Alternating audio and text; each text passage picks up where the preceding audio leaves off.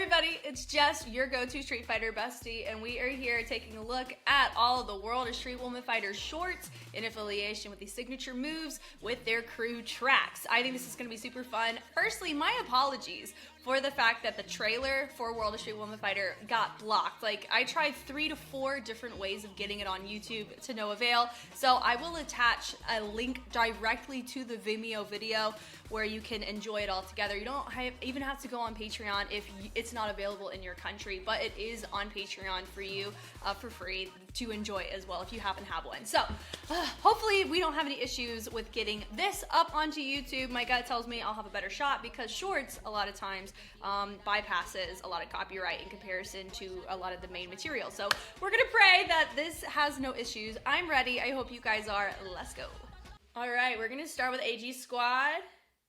From the top, let's go.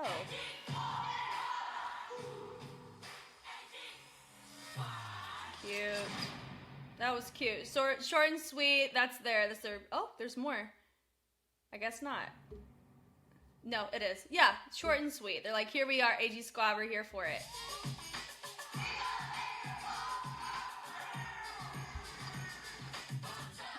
Cute. We gonna make a bombs up.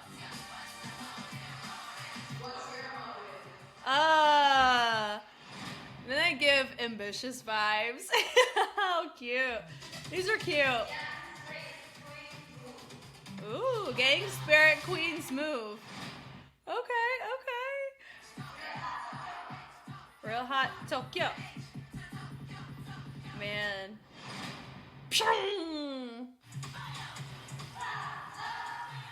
Yeah.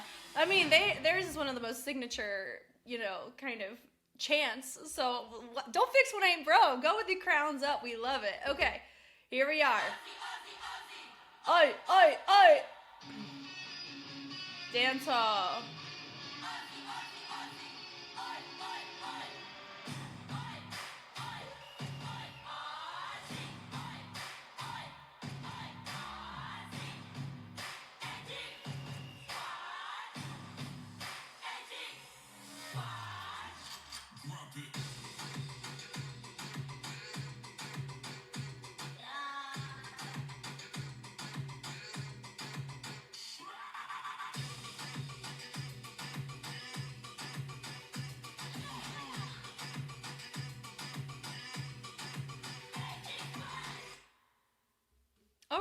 Okay. So I do need to start by saying with a lot of these crew songs, they're gonna be, nuanced to the crew, but it's not gonna be like, Kaya, this isn't gonna be the song that she would want to freestyle to in a short.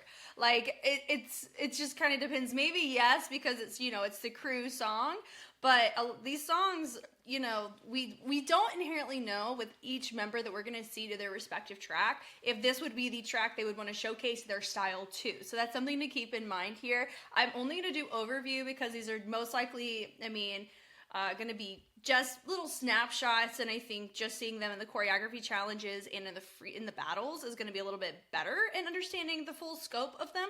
But Kaya going dance hall does have some similarities, not in culture to Afro. I would say more so in, like, a lot of times people can confuse dance hall and Afro. I know I struggled a little bit in my journey trying to learn the differences, and they're still just depending on circumstance.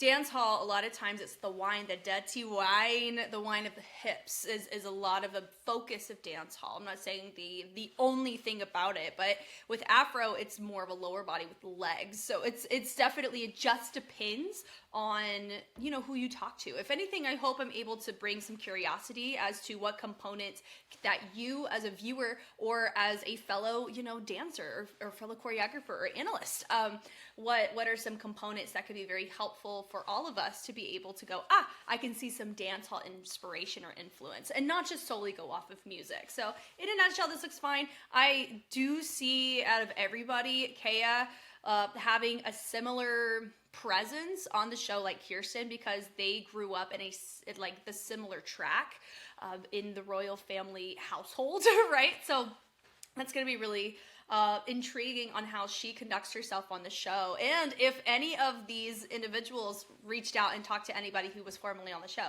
I think that's a component to recognize as well. So that'll be interesting. Honey J. Oh yeah, and then the leaders, it's gonna be so freaking fire seeing the leader stuff.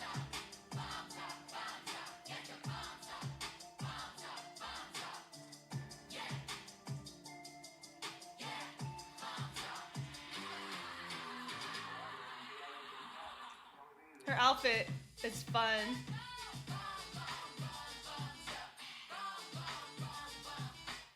Okay.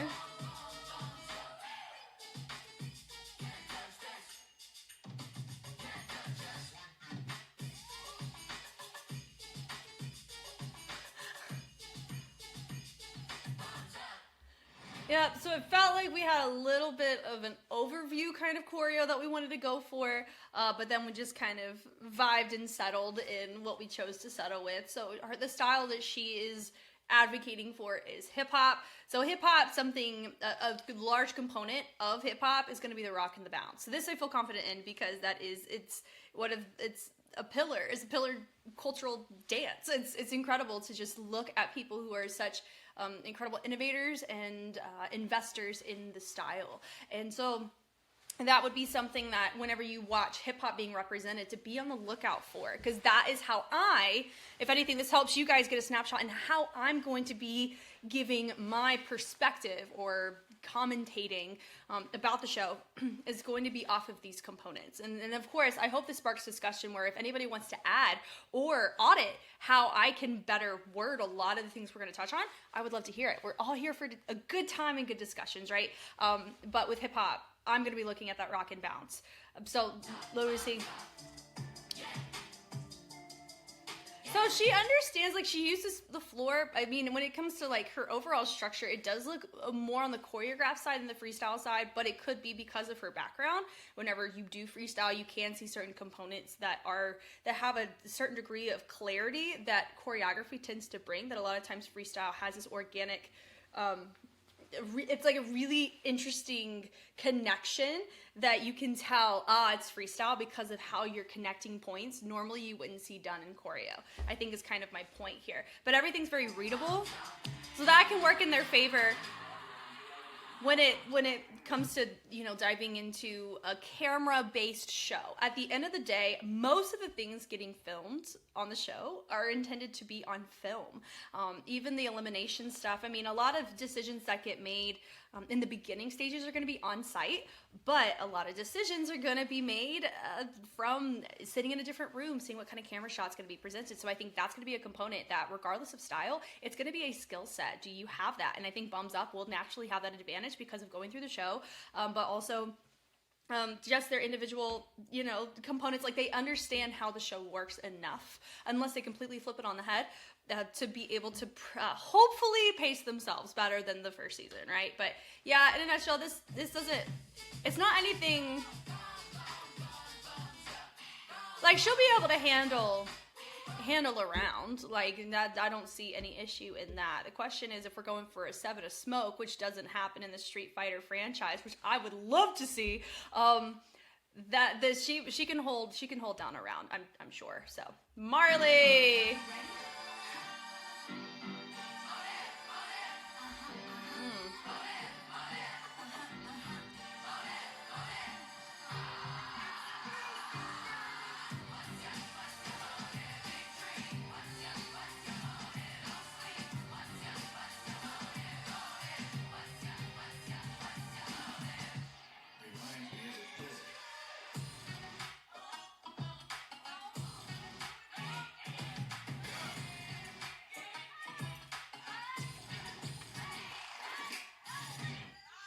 Oh my God, that was fantastic.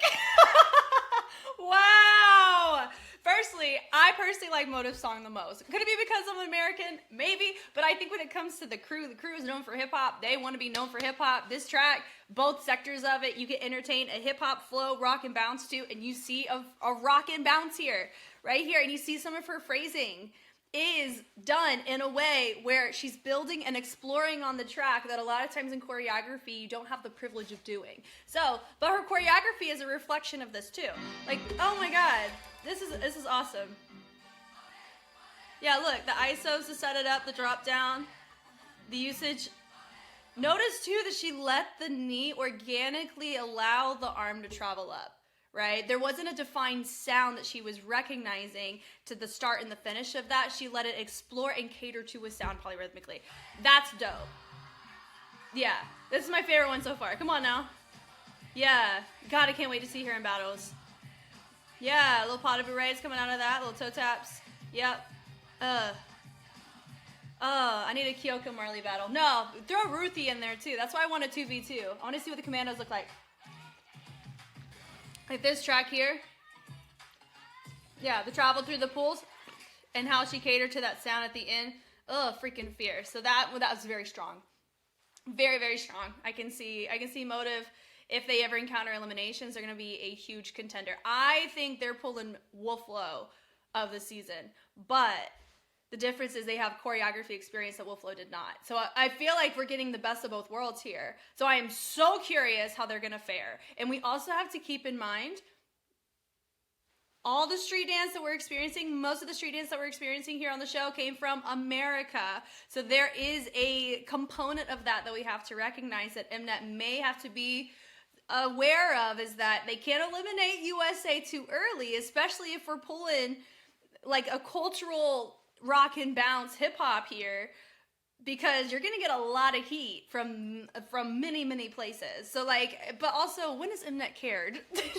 You know what I mean? I kind of think about that too, where I'm like, they should care, but have they? But that's something that I've been thinking about too, because I'm not dumb. Mnet pulls politics quite often, you know, based on how they shoot things, how they build a narrative. Like, they know what they're doing. They've done this in idol shows all the time. They've done it in the Street Fighter franchise. Do I think Motive has advantages that Wolflow did not have? I do think yes, because one of it is because of where they're from, the US. Another thing is because they have choreography experience, and so I think those are the things that I'm not a stranger to realizing, and I'm okay with discussing. And I'm also totally intrigued on everybody's thoughts on that kind of side of it, outside of just the physical skill sets of everyone, because everyone's great. It's who is going to be framed well by Mnet. That's a component, right, that we can't ignore. But also who's going to rise to the challenge of each respective challenge most effectively as a team. So those are going to be interesting. But yeah, Marley, freaking square up, girl. Love it, love it.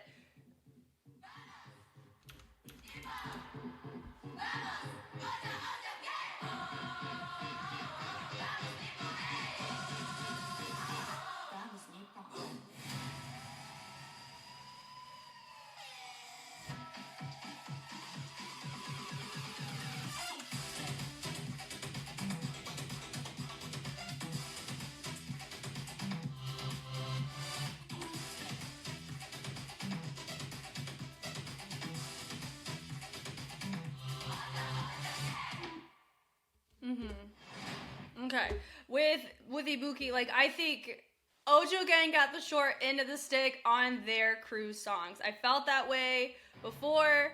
I still feel that way now. Where is I don't have a little playback button, do I? Well, we'll let it play again. Maybe it'll repeat. Let's see. Play again, thank you. Yeah, it was just very interesting. And I said that about the crew tracks, like that behind the scenes, and that did make it onto YouTube, so y'all can look at that. But yeah, but Ibuki, I know, I mean, going from past experience, I am very familiar with Ibuki's battles. She's very versatile in her song selections, which can work well for her. We know we're getting a Lip J and Ibuki battle. Oh my god. It's not going to be set up like a typical battle though, which I'm sad about, but also I'm so excited for it. Yeah, so all this, notice that her overheads tailored with a lot of her lower body as she accents it up. The travel. Would this be her top song she'd want to dance to? Who knows, right? That was fun with the hinge around, is really nice. The crossovers. She is catering a lot of her wax to her left side. I don't remember what shoulder, right or left, but that is something that I feel like I'm hopeful that she is very, very mindful. And I know she will be, because this is what she does. Of just that. Like, I really want her to be safe in the show, because I want her to be able to get back to what goal she wants and has in mind. But yeah, Ibuki with whacking, boom. We are super excited. And if you didn't know this, a lot of whackers today have been inspired by Ibuki's whacking structure. And so she is very, very impressionable as an individual in the whacking scene. So that is super, super dope that we have her here. Wah, Rihanna!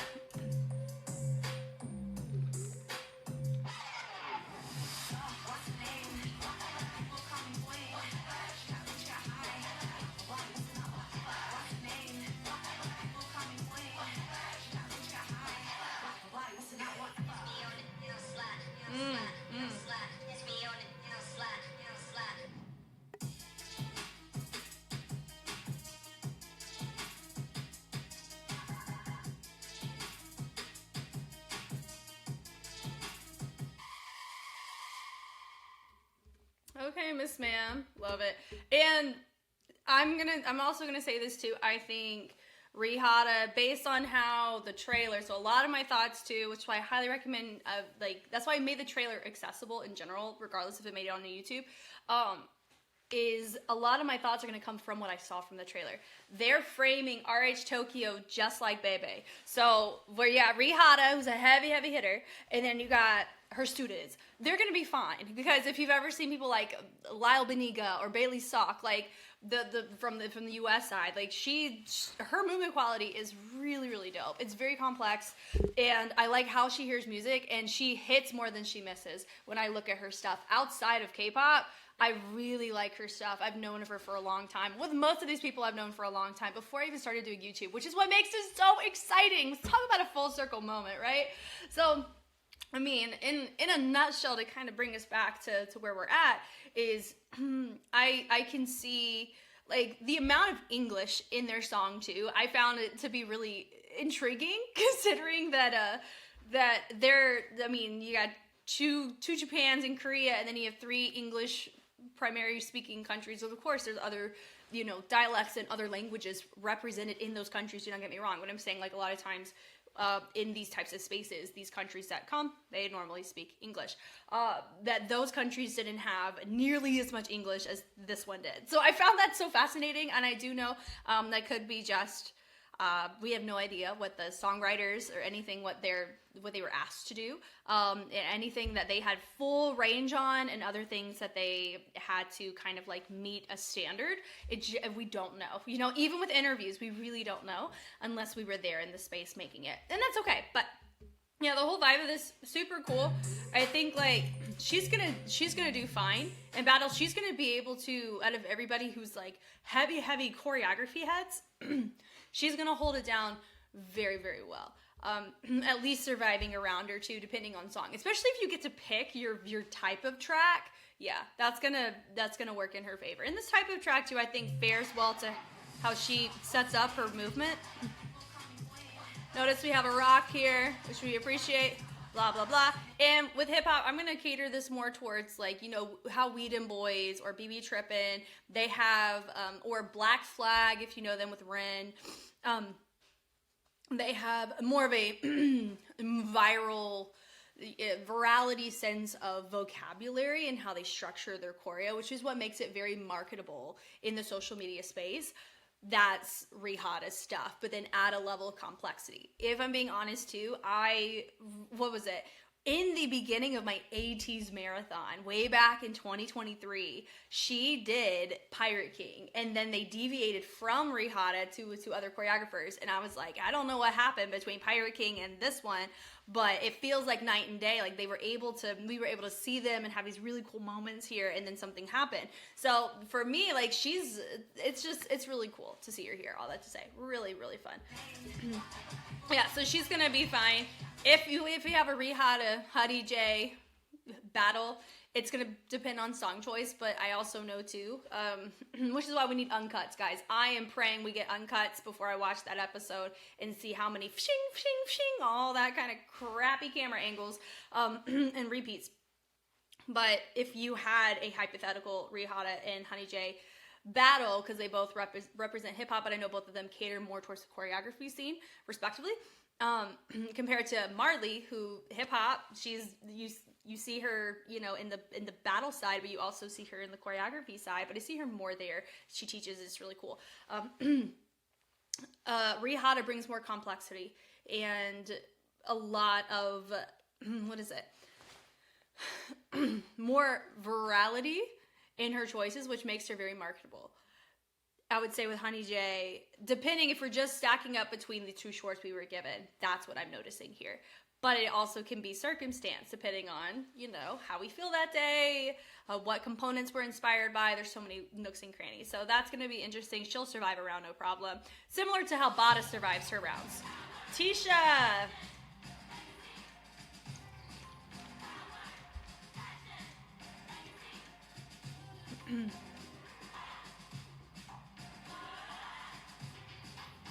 The amount of extensions in these videos is really fun. Come on, ISOs.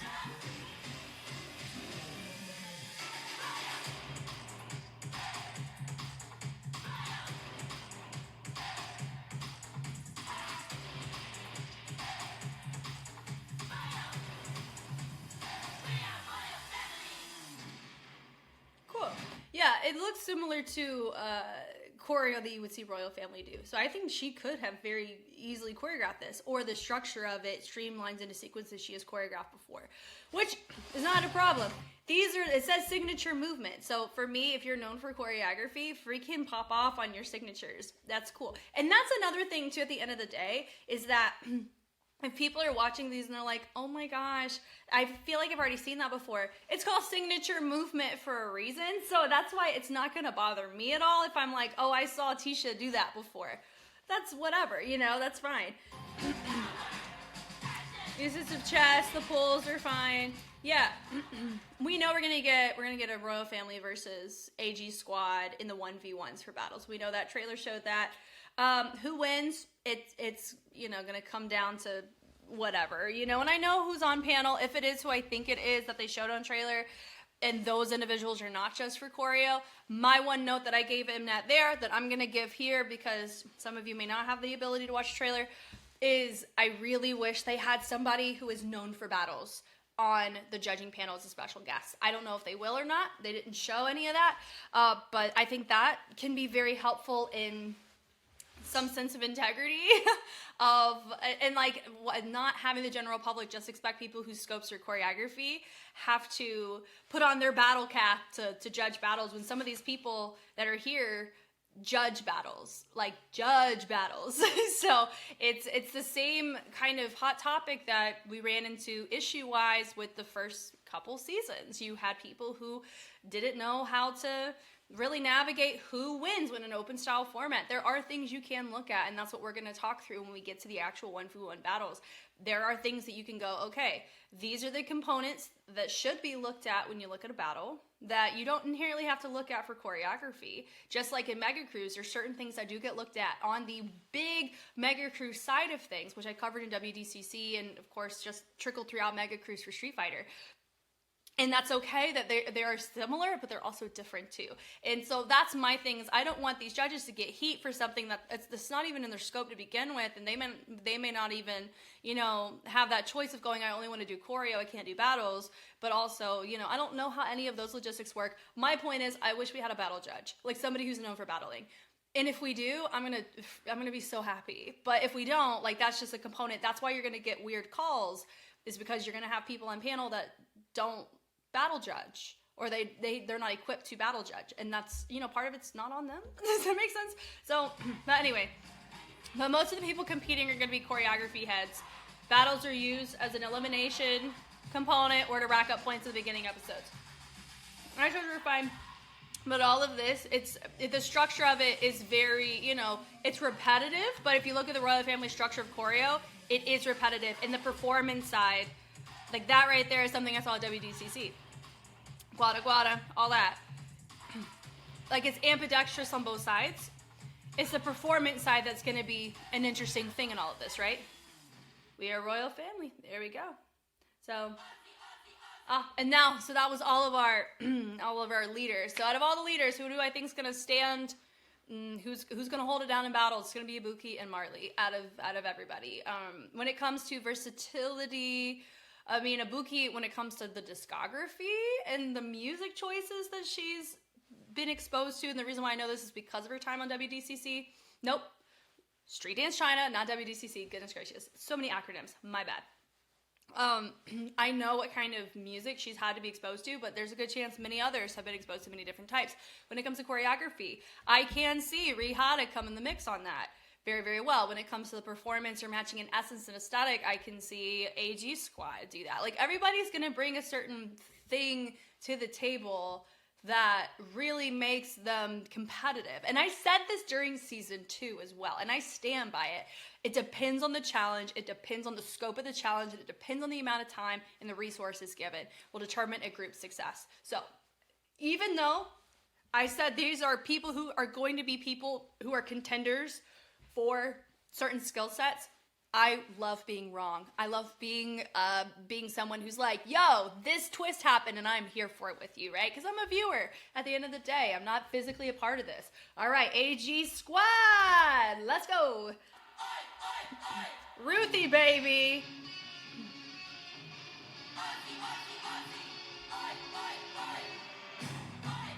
So it looks like they cut it.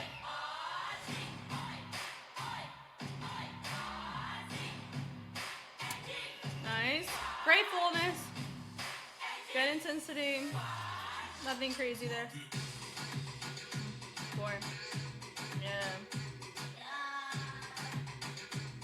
I love that it's shaking the room when we see people really go for it like that.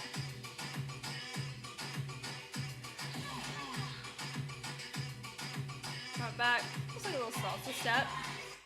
Yeah, so a similarity between Royal Family and AG Squad. I feel like it's clear as day. We all know this, though, hopefully at this point. And if you don't, AG Squad is former members, a lot of them former members of Royal Family, and some of them with requests. So they're going to have a lot of exposures that are similar to each other.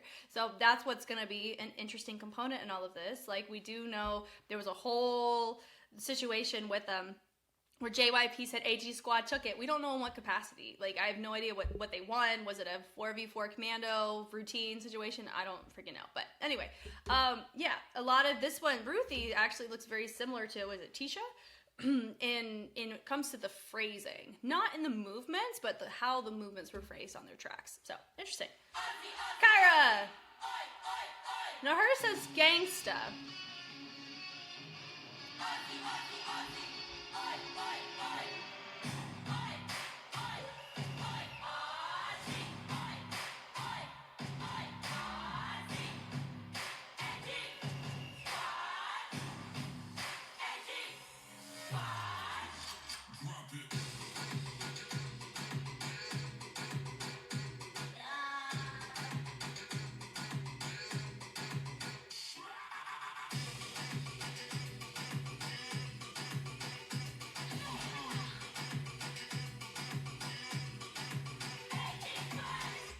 So, also too, like, I'm going to try to keep track of all of these little tags at the top.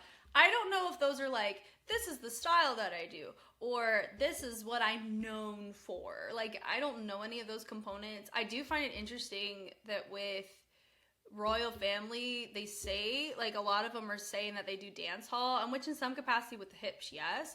But a lot of their phrasing tailors to Afro, which it could be something where I'm continuously growing in, where I need to find more of the differences between dance hall and Afro to really understand, because I'm not actively a part of either of those communities, but I'm someone who's trying to understand the vocab of it a little bit better. But yeah, gangster, to my knowledge, is not a style of dance. It's just a texture or posture or the performance quality that you can add to your movement that induces this type of vibe, if that makes sense. So that's what I found interesting, in that you notice with Kyra, she has similar choices with just as Ruthie and Kaya, which makes them a good part of the team. They were all part of Royal, if I'm remembering correctly. Said hip-hop. But this song is not really helpful for hip-hop, as well as with, you know, like, personality of gangsta. Aaliyah. I was saying she reminds me a lot of Audrey. And I stand by that. I still feel that way. That's a leg work. All of that. That's Afro.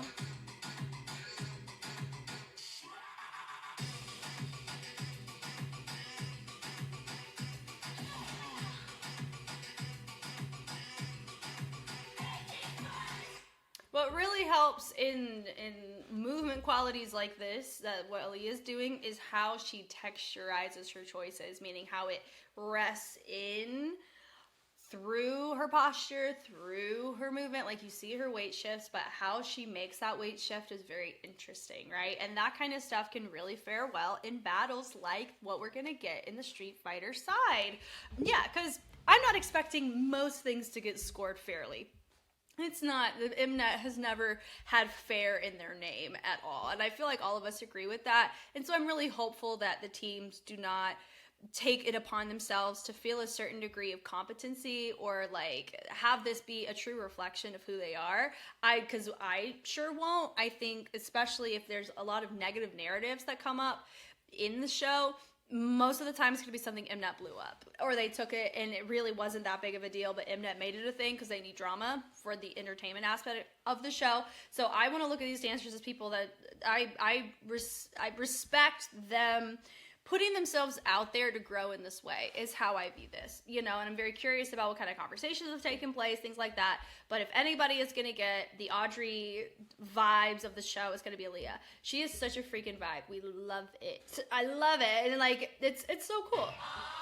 Like how she phrases her choices, actually seeing her with, Rihanna would be very interesting, right? In some of their choices, but she did a lot of Afro in this more than hip hop, which I find interesting. But also her track doesn't really cater to hip hop that much either. It's not like a motive track, right? And that's another thing. Like I said, just because somebody's thing right up there says hip hop, or, you know, whacking, or all those things, I don't think that's going to be the biggest indicator of like, here's all my stuff I can do. It's a, here's what I'm confined to because of my song. And I know I would experience that as well. So, Vanessa.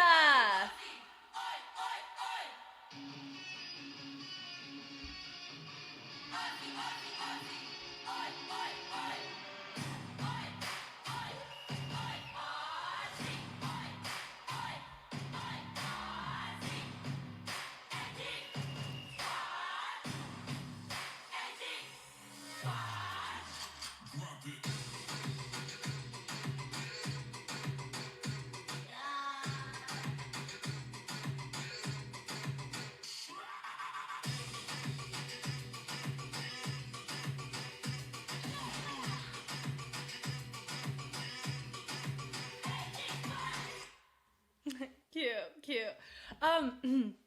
I think, firstly, I was looking at how she did her jacket. Isn't that interesting? It's so cool. Yeah, I think up here at the top, commercial hip hop, a lot of people are like, oh yeah, that's a style. It's an entity, and to me, I mean, this can be considered a hot take. Commercial hip hop is not a style. It is an entity in which you operate movement in a certain scope.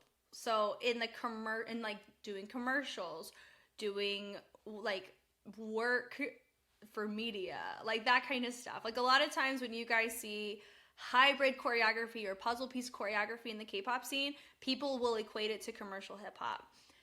That's not like, that is not a style personally, because it's not, the movements that you're doing are based from a culture. There is a culture surrounding the type of work that you can do with these sequences and these choices. But when we're talking about styles or like forms, they come from a culture, they have a music, they have a community, they have those types of things. Commercial hip hop, when you see what it is, to me it equates to learning and growing in choreography retention, and understanding how to move dynamically in these ways helps you be able to get work in commercials, tours, background work, things like that. That's what I view that as. And so that's what makes it like open for discussion. I'm very curious what other people have to say. That's my hot take on commercial hip hop. I've seen that often. I saw that this past weekend at a convention. It depends. Like, it is everywhere. That is what I view it as, because that is not hip hop. It's an entity in which you can see hip hop movement or hip hop inspired movement operate. So, but anyway, she's a vibe. Khalees! Oi, oi, oi!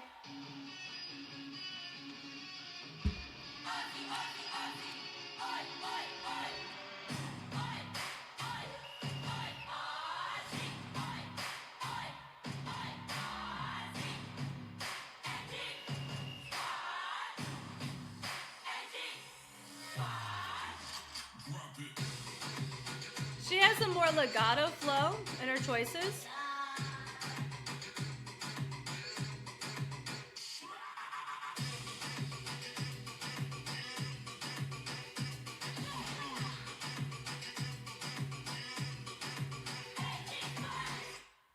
Okay, with the walk away. Yeah, so I know it felt like Khalees was more restricted. Like Vanessa also. I felt like both of them also like had a sense of, you know, there's choices that we can make. We're showing hers, it says hip hop. A lot of her movements aren't structured in hip hop. I mean, I would say if you're going with a flow, I'm not even going to give her waving or anything like that. That's fine. But it's very hybrid. So it's you know, is she doing popping elements? Yes. But her setups and her phrasing, she does have more variety in her choices, which is interesting, right? But her setups, I like how she dropped. Her choices, they do give the impression that we are cutting off just a smidge between some of our phrasing. Set down. Also, I think she's so pretty. I mean, everybody is so pretty. I'm going to be honest. It's awesome. Girls, freaking slay. Make Mnet put in work. Make them hire them stylists. Be like, I need my beauty squad. Yes. Accent down. Yeah, that was a little Request RF Flair. I don't think she's been with Request. She doesn't look that kind of familiarity. But even there, like that, those little choices, it just makes me curious about when you have her with a different song, what choices will she make? That's what this is. Think of it like this is our creative baseline, and when we see them in battles or we see them in choreography, do we continue to like rest and sink into these, or do we progress them and innovate them? Because that's our goal. But also signature movement on a song that we may or may not feel like we can do our signature movement to. That's something to think about too. Cool. The little walk away. Alicia, girl, your hair eats.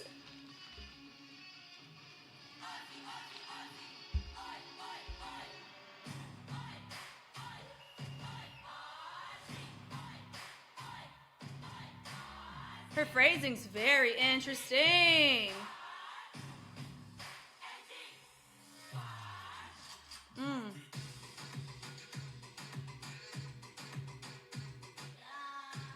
Okay. Nice. Come on now. Yeah. She's hitting different. Wow. Out of everybody in AG squad, she's going to be the strongest battler against crews like Ojo Gang and Motive, is how I feel. Because I do feel like out of all the teams, those two teams that I mentioned are going to be the heaviest when it comes to battling. I think it's a very smart call having her, because her flow, her choices were very interesting, right? Notice her flow didn't feel as, like, if you notice compared to Khalees, right?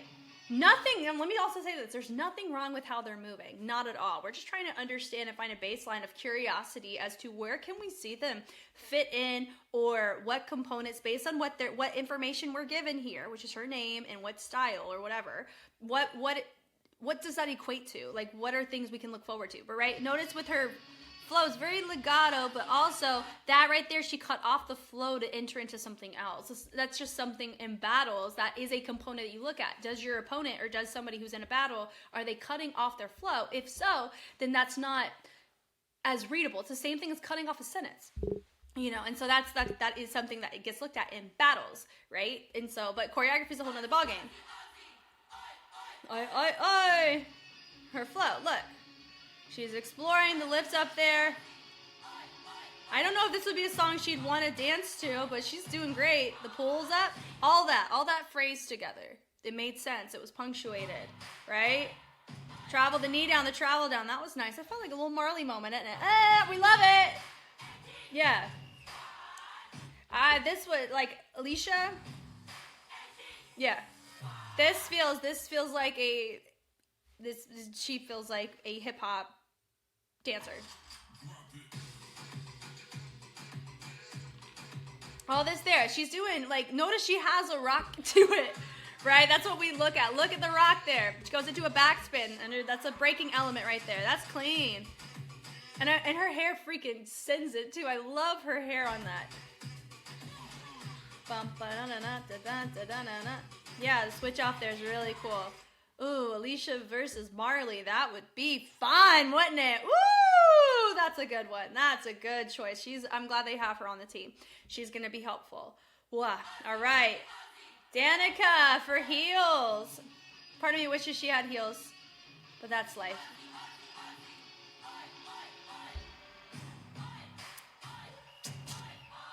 See.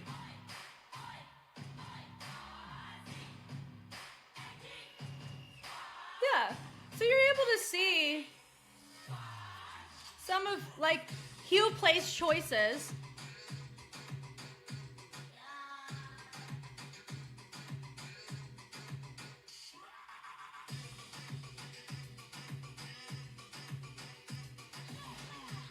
Oh my gosh, what is it, Aaliyah? Is she the one that is on panel judge? If I'm remembering her name correctly, she's gonna love her.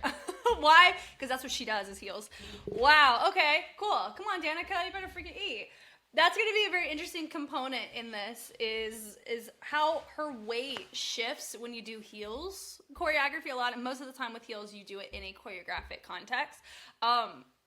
It just makes it interesting how that's going to play on a show like this.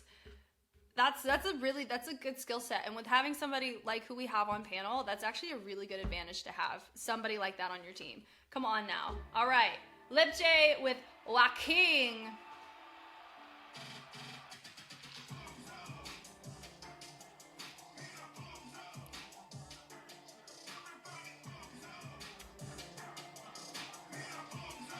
Looks like North Face is a sponsor. We love it.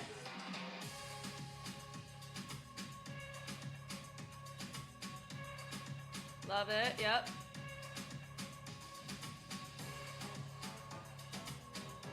With the toe taps, come on now.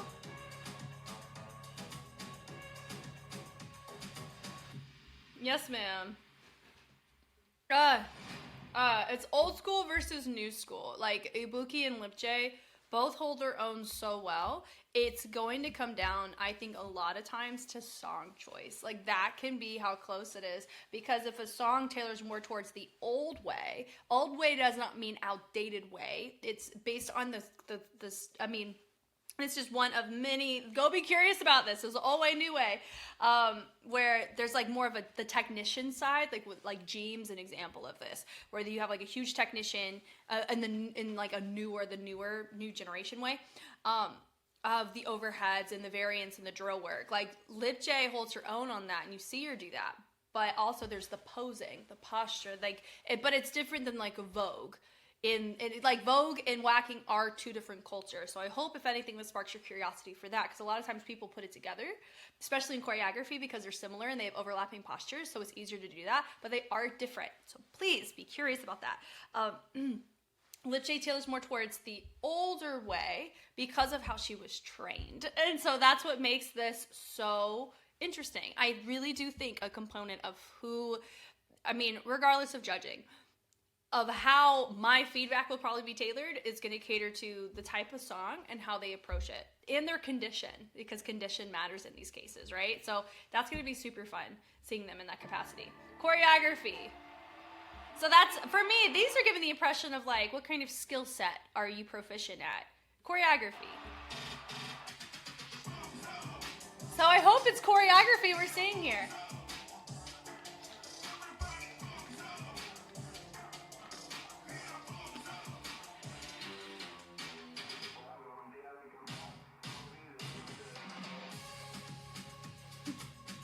Very fun. Little quada quada energy was fun there. High mid low.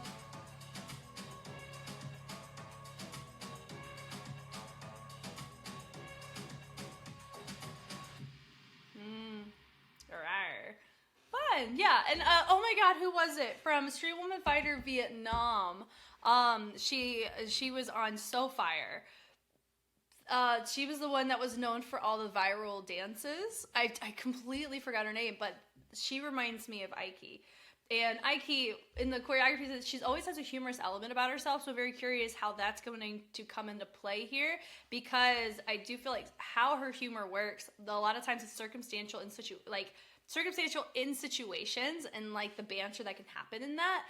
And we're not going to have that as much here because it's global. And so not a lot of people are going to know Korean outside of Team Korea. So that is interesting, right? So I think that's what's going to be a component in all of this that's going to feel so different, is that a lot of how we've grown to love the members of Bums Up, how is their behavior going to shift because of the space that they're in, right? And I think we got some tastes of that in the trailer. But yeah, but all this there gives choreography vibes based on how she structured it. I like it. I like the readability of it. And for me, this makes sense. Yeah, all that definitely feels very signature to Aiki. The humor side of the party, of having a little party moment.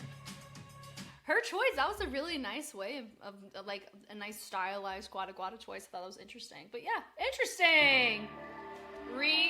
Hey. Girls hip hop.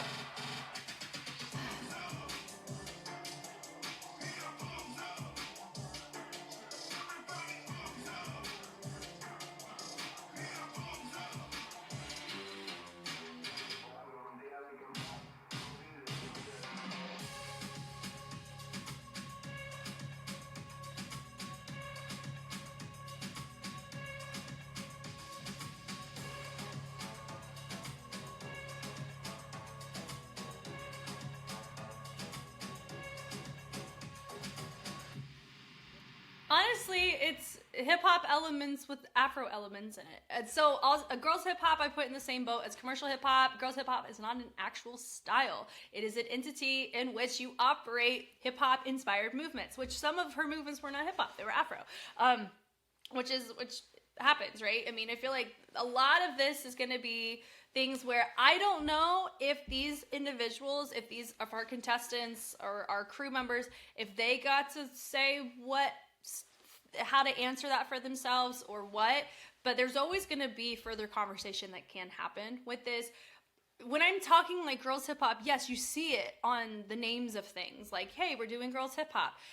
It like gives you direction, but it's not, but a lot of people put it in the same vein as, oh, girls hip hop, like it's it's up there as a style, just like locking is. It's not. Like, locking is its own culture, its own music, its own key figures, and I call it Campbell locking because of the wishes of of Don Campbell Lock.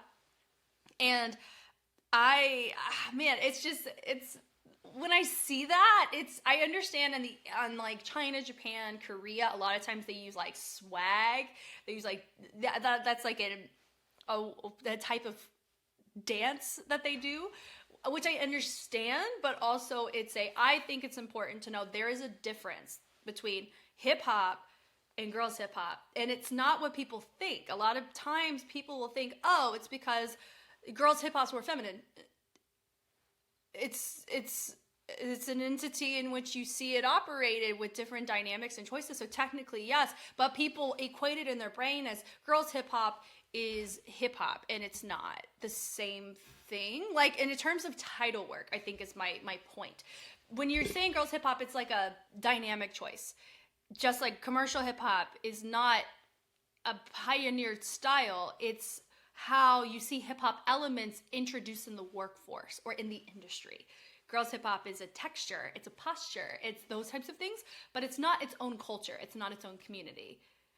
The way that hip hop is its own culture, its own community. Does that make sense? I kind of feel like it's like a sub genre, subculture thing. This is a very interesting topic I've never really talked through before. So you're seeing me also verbally process through myself, like, girls hip hop. You know, maybe I need to do more research too on how these terms came about in these ways, so I could be a better steward in this position to better refine my point, if that makes sense. Anyway, but what I'm seeing here, she has a rock and bounce in play, so the hip hop part, doom, checked off.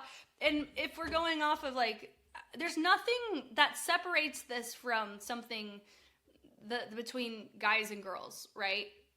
Male and female, like females and men. So I think that's also what caught me up on this, is that it definitely doesn't feel as girlish as the title of it is, but also this is probably just what she chose to do in the moment, which may or may not be the same thing as what, you know, she listed or they listed for her. I don't know. Gosh, it's so interesting talking about. Okay. Hyojin Choi.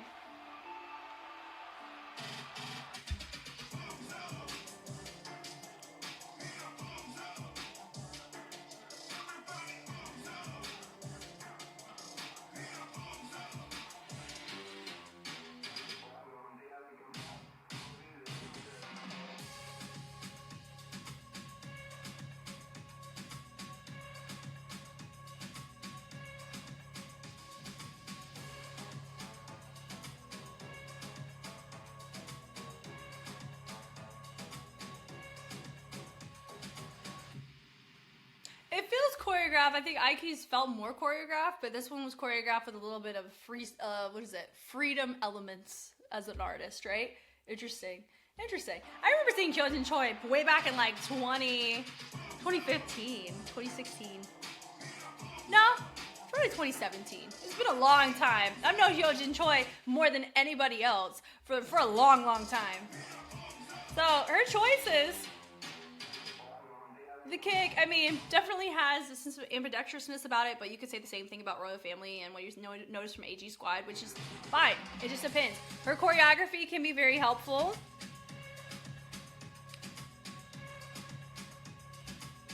You know, and I see your curiosity and versatility. Like, I'm hopeful to see her growth in the show with a different group of people. Because I didn't have the privilege with this group with Bums Up. I didn't have the privilege of seeing the episodes in season 1. I just did the analysis because I didn't want to be influenced by the Mnet manipulation behind my feedback on stuff. But now, since I have a structure in how I do analysis, where I'm able to appreciate the episodes but still get the analysis and still maintain some form of, you know, like removal, right? Without emotionally investing too much into it. I think I'm more excited about taking on World Street Woman Fighter because of that element. But so I have no idea when it comes to the emotional side that a lot of them experienced. I just know off of like shorts and off of what people have said. But yeah, with Hyojin, she's good as somebody. I feel like she can be a good. This sounds bad, but it's not like a filler, meaning that whenever you need filler movement or you need movement that helps you get from one place to another, she can be really helpful for, which is what choreography can be helpful to do. Like, I appreciate too that we have it said choreography. Like, I'm known for choreography, but we're not like gung-hoing and trying to double down on a name of a style of choreo whenever you want to be known for versatility of it. That's something that I can appreciate, because I come from this lens too. We can only go off of what's being said or what's being shown, and that's a really hard thing when you're dealing with a manipulated show like Mnet, where we're not physically there, so we will never get full context, which is why I try not to emotionally involve myself in situations, because there's probably 15 other things that were going on that we did not have the privilege of uncovering together, right? So that's And the only thing we can go off of are uncuts or fixed cams of challenges, and whatever information on the schema of the criteria of said challenge derives from. So that's why I try to stay in that lane, but sometimes it gets hard whenever you're dealing with, okay, when people are asking, okay, Jess, who do you think would take this battle? I think it depends on context, firstly, or who would take this choreo challenge, or why did they lose and why did they win? Sometimes I can't answer that, right? So, but also though, a hard thing that for me, I'm learning very quickly that it's going to be hard for me to navigate is a lot of the names of these styles. Are they really operating in that? Technically, not in as much of a capacity to my comfort level as to represent the style. But part of it could be other components that we're missing. So that's why I'm trying to be very mindful of the conversation that we're having in terms of the names. Like, of course, their name is their name, but like what they're representing underneath. Because some people don't know that commercial hip hop is not, you know, up there with locking. Like, it shouldn't be. It's a completely different world in how you take something. It's not from the streets. Like, does that make sense? I think that's a component that I'm trying to be helpful in the curiosity of. Gabby, choreography.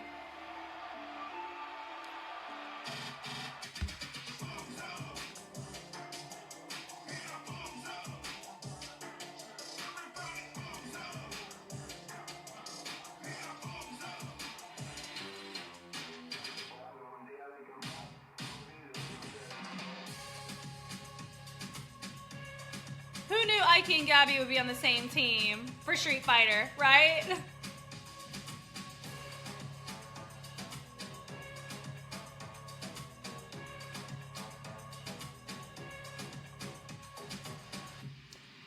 Something that I would love to see Gabby do is use her upper body more.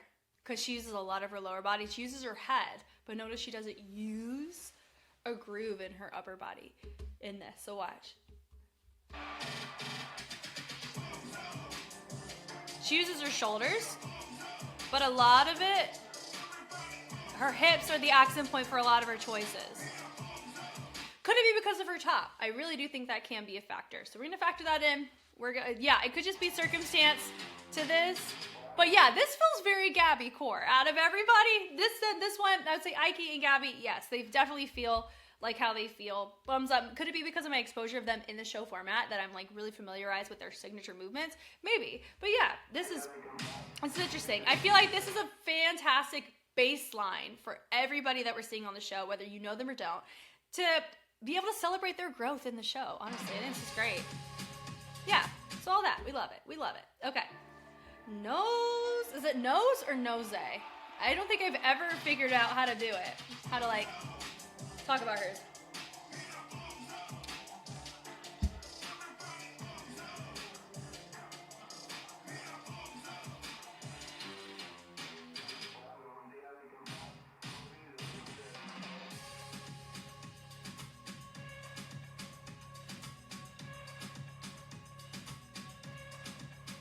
It looks like she's freestyling, huh?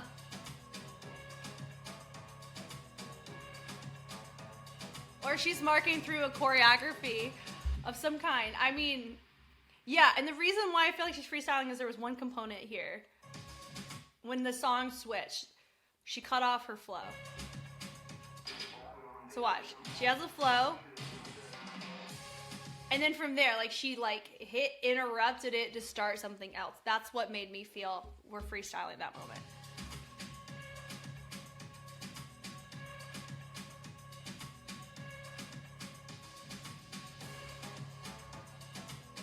And some of her sequences too, it sounds like we're hitting the sounds, but there's not as much clarity in our choices the way that you would see in a choreography, which I find interesting, that she's freestyling whenever it's listed as choreography. Okay. I mean, once again, it makes me curious. I mean, she's the one who did the Hey Mama, for season 1. So she's known as the reason why Street Fighter made the change to now have producers so they get the rights to make the money off of the songs was because of how her choreography popped off. So I think there's something to be said about her influence. Like, that's pretty great. Come on now.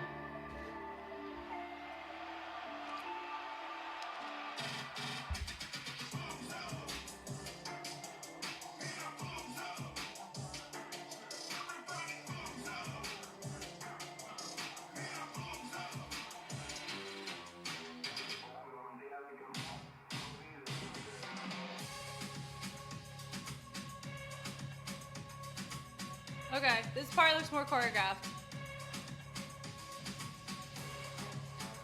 Come on now. A lot of their choices are influenced directly from the music, which everyone's like, probably like, duh, Jess, that's the point. Yes, but you know what, their track, I'm noticing more like these subtle Afro-influenced movements, but I think part of it's because of their track that they're boom, da-dum, dum, dum. Well, that's not, boom. It's a good BPM for it, I think, and how the bass is hitting. I mean, it works in some capacity. Lee Jung, she's the youngest one here. Also, too, like, I'm still trying to think through, like, when some say girl hip-hop, some say choreography, some say hip-hop, some say whacking. Like, when I notice, like, with whacking, the people that have listed that they do whacking, they are battle heads. Like, they battle whacking. And those who do choreography, they are choreographers. Now my question is, and this is the beauty of verbally processing. When people are listing, okay, hip hop, in my head, we are naturally associating, okay, if it's hip hop, then you can battle hip hop. But what I'm seeing is them moving. I don't know if they are known for choreographing or if they're known for battling. If they're neither, if they're just a practitioner of somebody who does choreography, and this style, hip-hop choreography, is something that they do very well, how would you list that here? Because being a practitioner of learning someone's choreography is different than choreographing as well as battling. And that's the differentiation that we do not have here. And that's what's been causing my confusion this whole time. Is not the names. It's, are we claiming that we battle hip hop? Because based on what you're showing, I know you don't battle because of the structure in which you're setting your stuff up. There's a lot of things that you learn from battling very quickly. And you noticed it from those who do and those who don't. And that's really cool about this. And there's nothing wrong with battling versus not battling. You don't have to battle to understand how to do freestyle, you know? And so that to me is something where it's like, I guess we can take a guess together whenever we watch, is that who's individuals who do the choreography under the style that they're representing versus who's doing choreo. Because everyone who's saying choreography, they're choreographers. That I know because of their work. But also I know with Nose, she dances. She does backup work quite often. So I think that's what really is what I find interesting. Because Lee Chung choreographs, right? Sets it down on the floor, bums up. I feel like a lot of this is more freestyle, where she has these accent points that she wants to hit, but that second song is where she has more choreography. Yeah, high, low, we the bombs up, like all of that there, that's not choreographed. All this, that sequence is all directional, all the choices she wants to make. Turn out of it. Here we go. Now look. 1, 2, 3, 4, 5, 6, and 7, and 8, and 1, 2. It's countable. So that's what I find interesting. It's significantly more readable. Nothing wrong with that, but I find that very interesting. Wow, we are learning so much today I'm learning about myself. I hope you guys are learning alongside me. This is great. She's not going, okay, she's going by her last name because her first name's Ruthie, and we already have somebody called Ruthie on the show. Fanta, yay, come on. Rock and bounce. She battles hip hop. Running Man. Her song is also the closest thing to a hip hop sound, so she's set up for success in that too.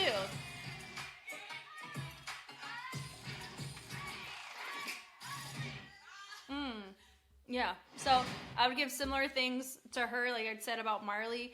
That's a huge component in all this that I have to keep remembering, that these songs, like everybody who has said that they represent hip hop, we do not have them dancing on a hip hop sound. I think only Moda's the only one that has like a true that boom bop kind of sound to their track that allows for the hip hop polyrhythms to exist, I think is what I'm picking up on here.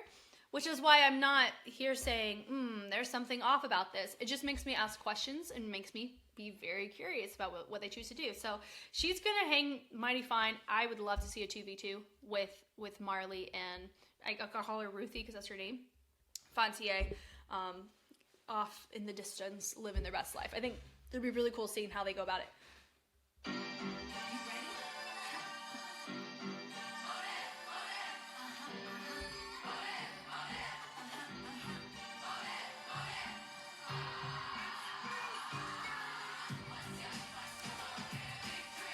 Fun. Top rocks.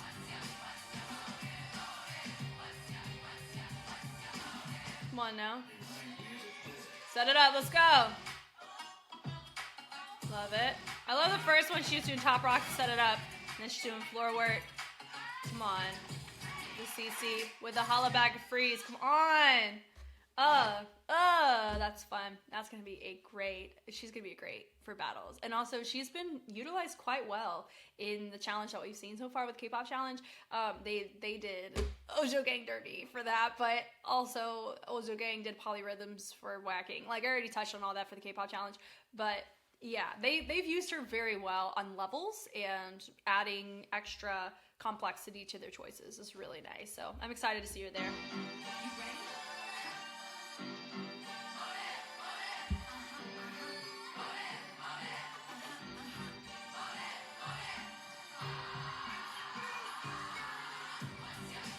Hey, the crisscross.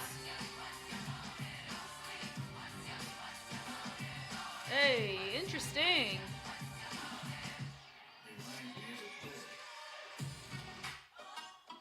Okay.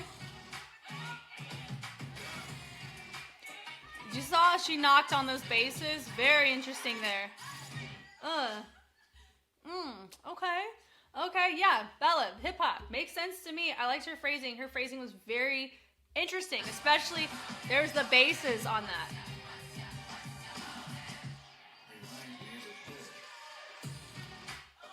I think right here. Not yet.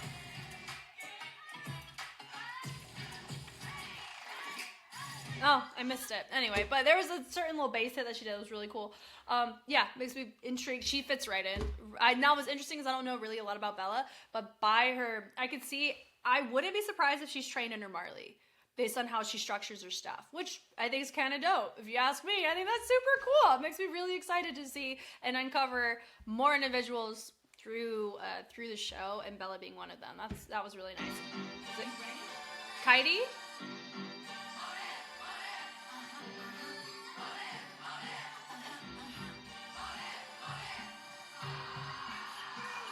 Come on now.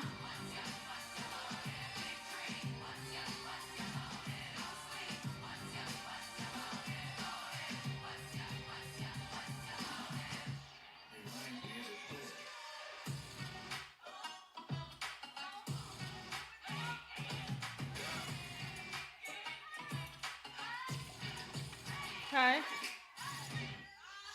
Okay. I'm very intrigued on how Kaidi's going to grow in this show, because how she's structuring things, out of everybody, is more on the simpler side of exploration. Not a bad thing, just a very curious thing, right? I like her presence, how she sets it up. The way it shifts her fine. But like even there with these heels, she's not placing any weight on them, which I find interesting, right? But that could just be a preference of choice, which is absolutely fine. Yeah. She's taking her choice, she's taking her time on the choices. I do think that this one, I think we were trying to land on part of the music and it may not have worked. I don't know, because the timing on that was a bit tricky. Oh, what's your motive? Like, it didn't complete on any given part of the music.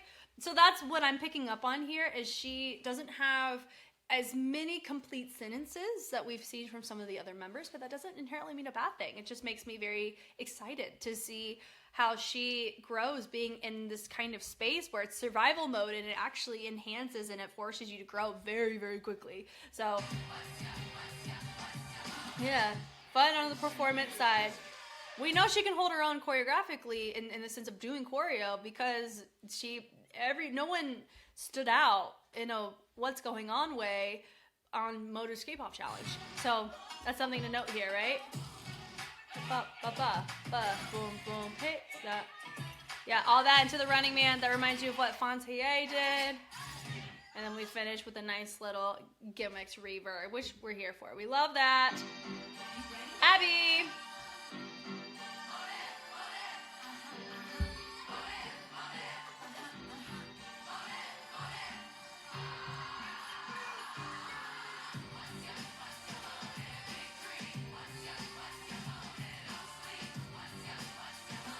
berets, the kicks, to the pickup, turn out of it.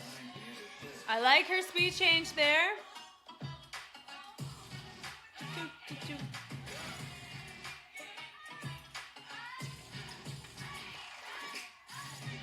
Okay, so remember what I said earlier? I think it was on Bums Up section where I would like to guess who does choreography.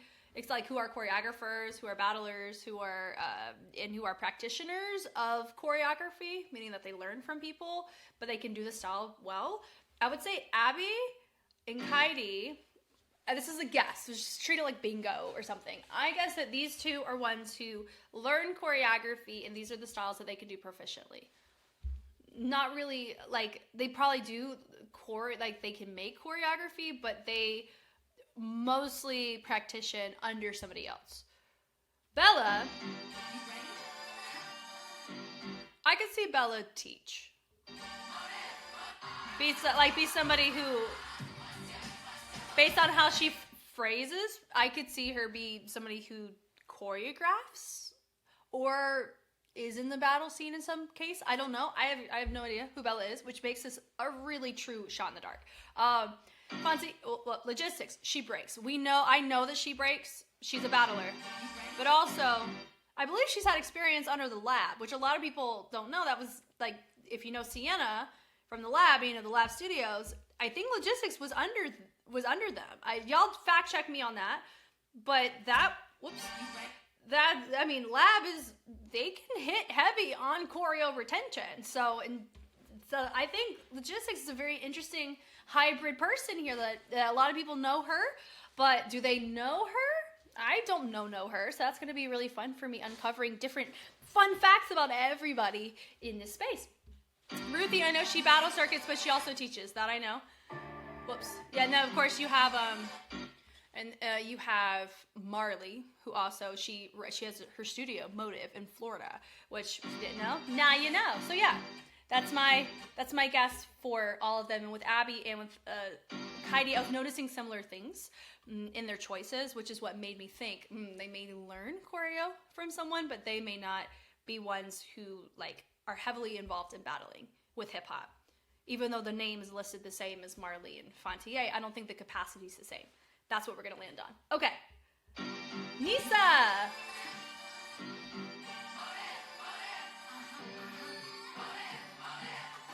Their setups are all very similar. These little legato melty melts. Come on now. Hey, Bill, that's fun.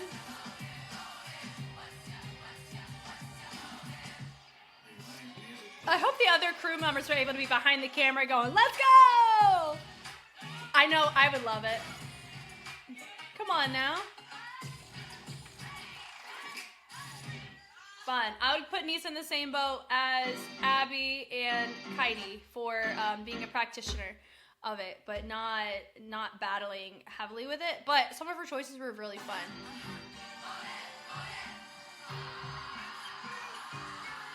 What's your motive? Yeah, that whole little phrase, the pop, that was cute, girl. I see that. Love it. I love it. Okay.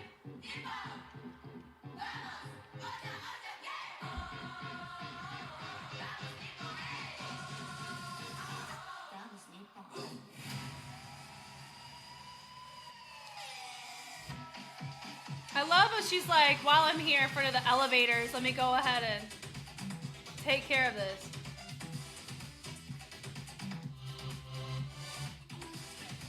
Cool.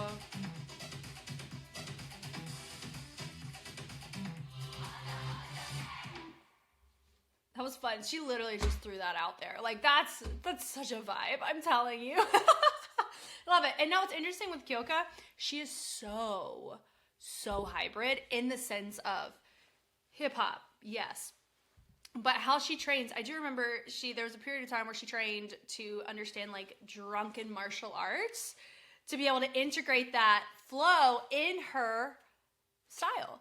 That kind of stuff's really cool. So I like whenever I hear things like that, and I'm so hopeful I get to hear more little tidbits from other people just across the way, just so I can appreciate, and I feel like we all would be able to appreciate their growth and their curiosity to learning, because that's something that's a big component that I love, is when people are willing to learn through the highs and the lows. I've done some, there's times where I can be a little bit too prideful on a perspective, when I really need to look at it from a different lens, right? And that's a very normal human thing, but also I have to subject myself to being willing to learn through that too, right? Which is why I'm really trying to come at this from a level of curiosity as to why some verbiage choices were made the way that they were, why it can come across one way, and why I feel like could be a little different. But also, I'm not 100% like dying on this hill mentality when I don't have all the information, especially, right? So all that to say, Kyoka's flow is really fun, and I love how nonchalant the fact that this was just done in front of, to the elevator. Like, that's everything. We love it. R&B. So that's a music genre, not a dance style. So I want to make that clarity.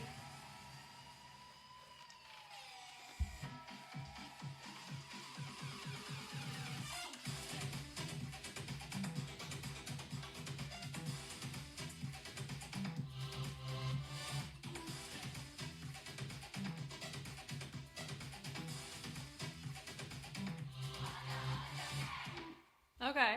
Yeah, R&B. If you didn't know, that was a music genre. And this song is so not that. So do we get to see Juna's full potential? I personally don't think so. I think we got to see some of her signature movement, but it felt like we raised the BPM, so we weren't able to really rest and appreciate it as much.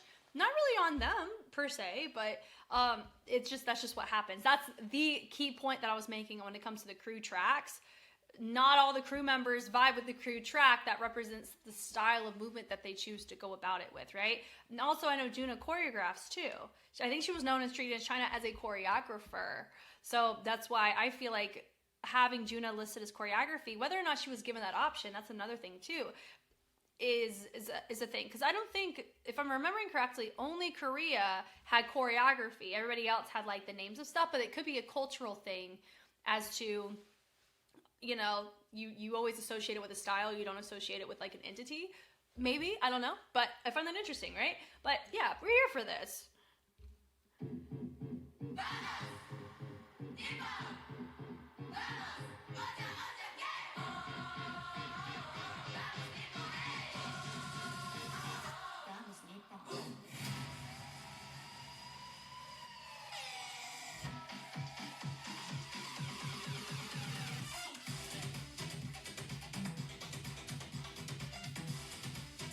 I really like the fact your hair is green. Like, for the show, it's everything.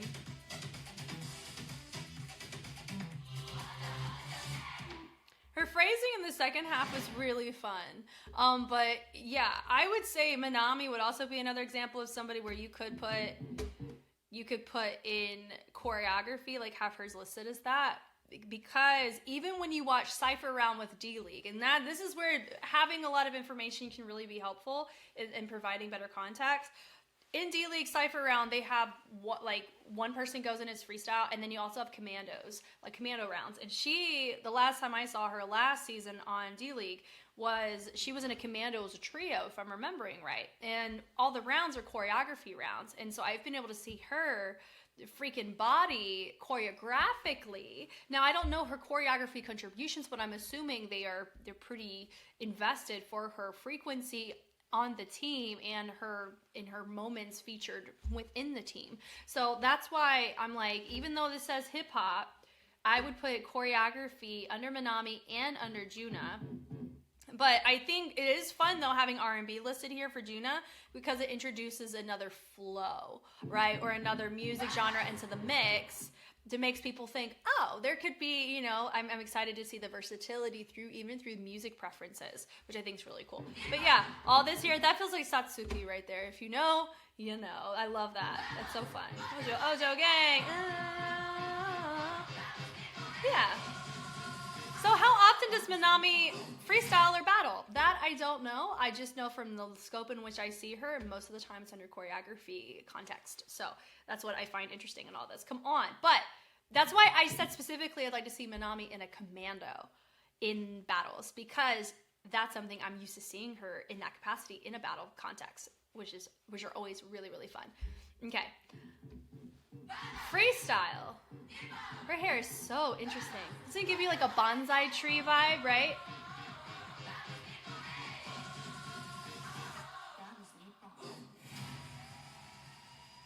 So it's just, she's known for freestyling, but it can be, I guess, tailored to whatever song. So she's not committed to any one style, just how it's operated.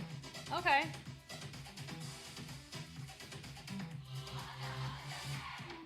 Boom. With the setup. I mean, yeah, I mean, some of her phrasing's fun. Definitely has...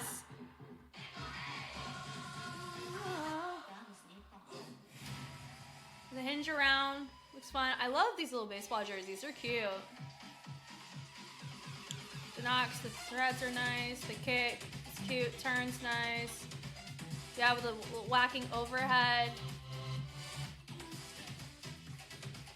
Yeah, I'm curious what this means when she's like, I'm good at freestyling. This is what makes the first episode gonna be fun, because the first episode's gonna show the profile of all of the dancers, right? And so I'm curious as to what capacity Hana has operated in that sense, if that makes sense, right? Wow.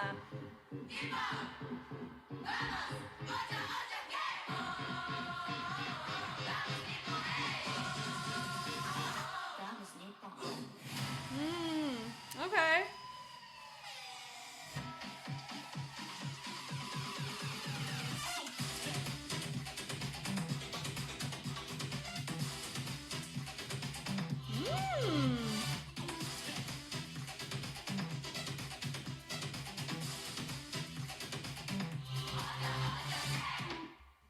That was fun. Yeah. So for popping for her, that's I would equate that as well. Now, her elements are not exclusively popping. She was showcasing waving. She was electric boogaloo influence. A little bit of, looks like ticking there. A little bit of bodying, which a lot of people would say is just the umbrella for popping, which popping, I don't equate it to an umbrella term. That's something Poppin' Pete has said. So go be curious. He has talked about that extensively. Popping is not the umbrella term best used to talk about a lot of these elements that you see in these communities that a lot of times kind of mesh well together dynamically to help create some fun choices. But that wave was nice, and then she ends up traveling it across, and then she ends up traveling it down to back up. And then she resets this track. I mean, she did pretty good considering the type of track it is. Like, it's not really a popping track, but we were able to see a lot of really cool elements of, you know, like I said, with bodying and waving and ISOs and ticking involved. And now all of those have their own represented key figures, their own communities in which they were incepted, and they just work very well together when you see them in a battle structure and also in freestyle with movement. But it is important to know that they are not the same thing as popping, if that makes sense. The popping is the pop and the pockets that you walk in the groove and things like that. So that I'm happy that we have somebody like Ua here representing the style in this way, because I think I'm trying to look through, we have a couple whackers in the mix, a lot of people representing hip hop, which is super cool. We love it. Breaking, and but having somebody under this in this realm is super fun, and it makes me intrigued to see how she goes about her in the battles, as well as how she handles choreography in different challenges, which is cool.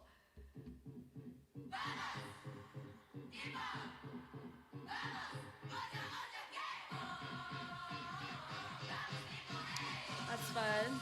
Freestyle too.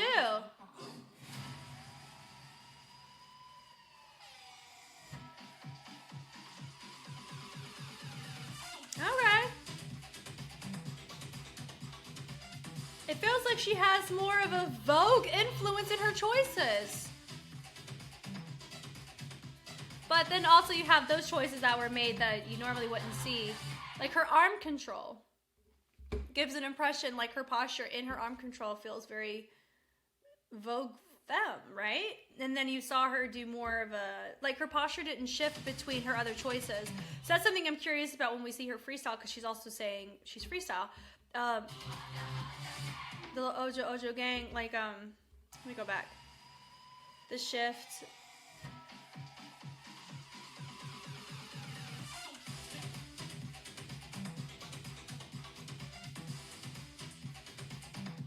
Yeah, it's just interesting that, like, you have Bums Up who said, okay, we have choreography. And then you have a team like Ojo Gang say that they do freestyle, but then you have some that are known for freestyle, they're going under whacking, or they're going under a different style, like hip-hop. So that's, to me, I kind of wish that we didn't have these listed, because to me, it's just prompting further confusion. I am becoming more and more confused the more that I'm watching, because I don't want to look at it and go, oh, okay, so I'm expecting her in the capacity of freestyling, but in what scope? Like, does she do choreography too? Like, I want to be able to appreciate her versatility, or just show me Rue and just say just show me Rue and then show me Ojo Gang. Like, that's it. Or like a fun fact, you know? I don't know. Or maybe have everybody...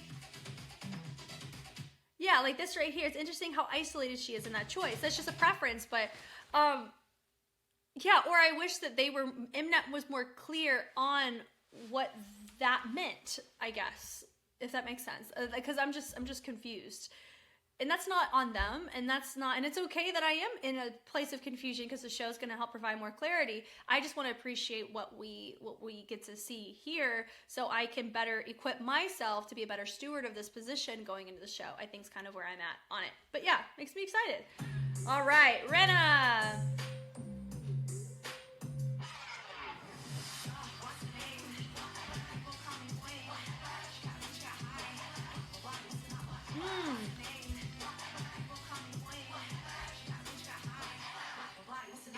Oh, man.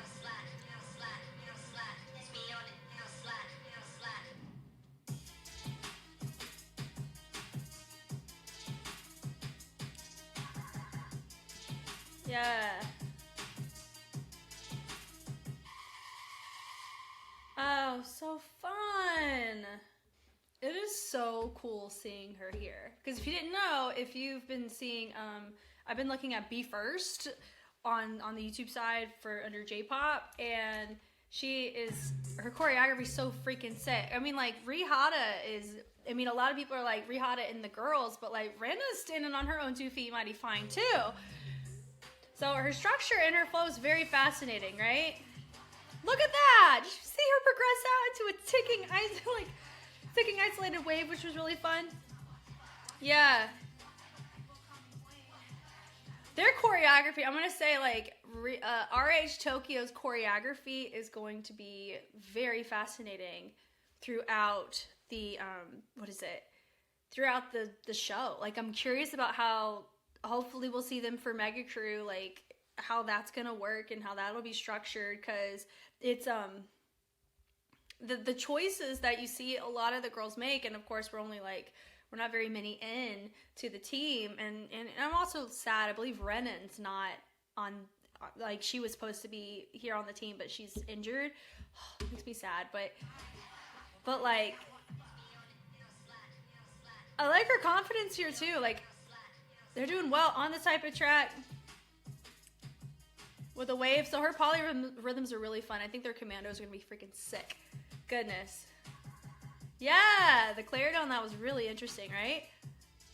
So I think for me too, Renna, I'd put choreography, right? But like, a lot of it has heavy, like, ticking, isolation, other elements that are not technically hip-hop. I mean, hip-hop, you'd have the rock and the bounce, right? So I think that's another thing that's causing confusion for me, as somebody who's really trying to be a good steward of celebrating the different cultures that we get to experience in street dance. This is not helping. Like, whenever we're like, hip-hop's the title, but Renna's doing a hybrid of boogalooing elements with a structure that is choreographed, or like she's known for choreography. Like, I want people to be like, oh yeah, cool, we see that too. But it's really hard when you're only giving us a name and like a thing that's not really a true reflection of Rena's scope, if that makes sense. That's what it is. We are scope restricted here with that. And I know for some people it's like, Jess, we can get over it. I will at some point. Okay, I will. But it is something that it's still like, it's hard for me because I want to give everybody their flowers, but when I can get a little bit misguided sometimes on that. Now, I'm not saying that she can't do hip hop. I'm just saying that this right here, like, if it had street style elements within it, it had freestyle elements within it, like how she was structuring it definitely felt pretty freestyled, but also, yeah, her sequences, you know, but also how she structured some of the stuff. I've seen it in choreography too, which is what makes it so fun, is that I know that she's been able to structure it that way. And because I've had many times I've looked at her work and I'm like, how did they convert that to choreography to have people be set up for success on that, like in a very complimentary way? Like, that's super cool. So I'm excited to see her in the show, and especially during Class Rank Mission.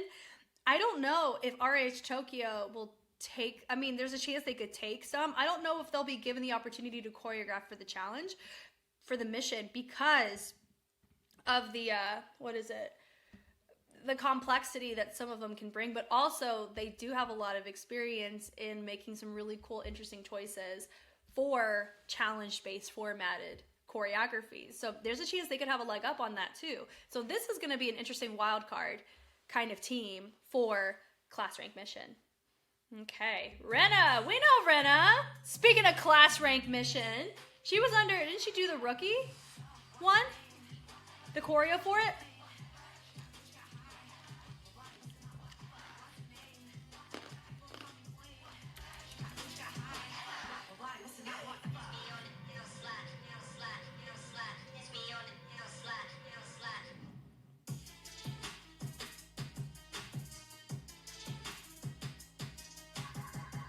Fun. I like how she explored that choice with her foot when you had, what is it? Oh my gosh. Yeah, that's so fun. Let's, Rena, and what's funny is if you had Renan on the show, it'd be Rena, and Renan. All the Ruhs. We're here. That's so fun. But yeah, they are very complimentary to each other. And she, and her choreography was very fun for the rookie rank. If I'm remembering, if she's the one who did that one. And I remember because it got stolen because she was on Super Kill. Yeah, I'm excited to see how she's in the mix, and I mean, RH Tokyo is branded to go far because of who they have to note on the team, but also the experiences of everybody, as well as they have Street Fighter experience directly from the second season on the show too. So she has more of a recent Mnet manipulation experience than most people do. Even season 1 girls don't have what she has from season 2, just like she doesn't have what season 1 had. So that's something where they can be a low key, as much as it comes across as Rihata and the students. Nah, I have a feeling that it's actually, they're much more competitive than I think people realize, from how you're noticing how their stuff's structured, but also noticing off of the experiences that they have that can work very well into this competition. It's going to be very interesting. Asuka. Come on now.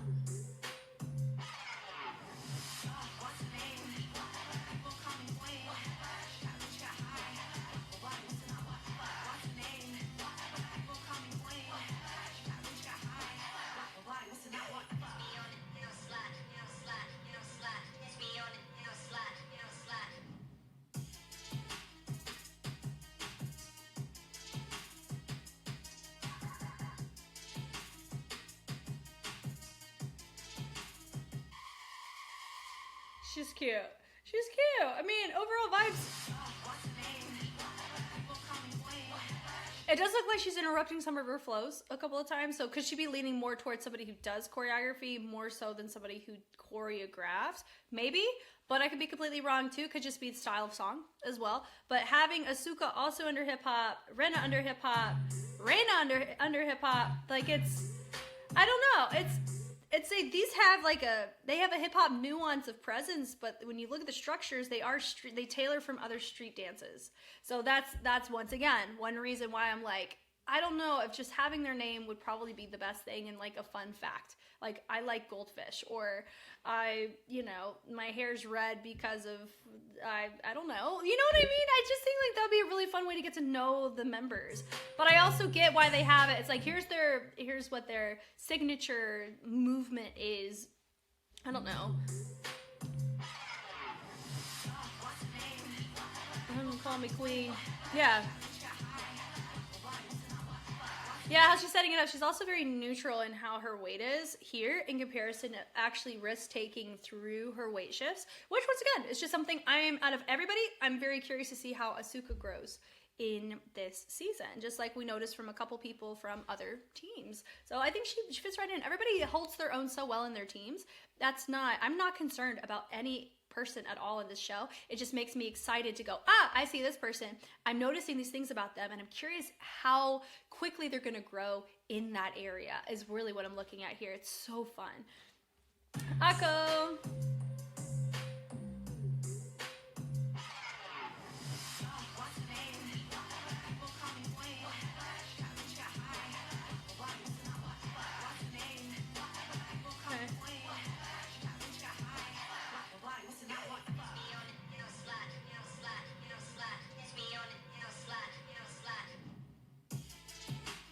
Her hair is so freaking sick. Oh my god.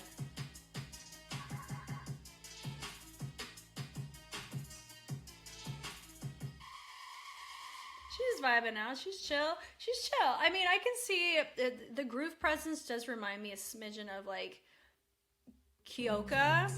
Like if you look in her torso. Right? Her phrasing's just different. Like I would say, yeah, and the setup there too. She's also keeping it tailored to the screen. She's not moving around. So it could be, there's so many outside logistics that can go into people's choices. And could this be a song that she'd want to dance to? I don't know.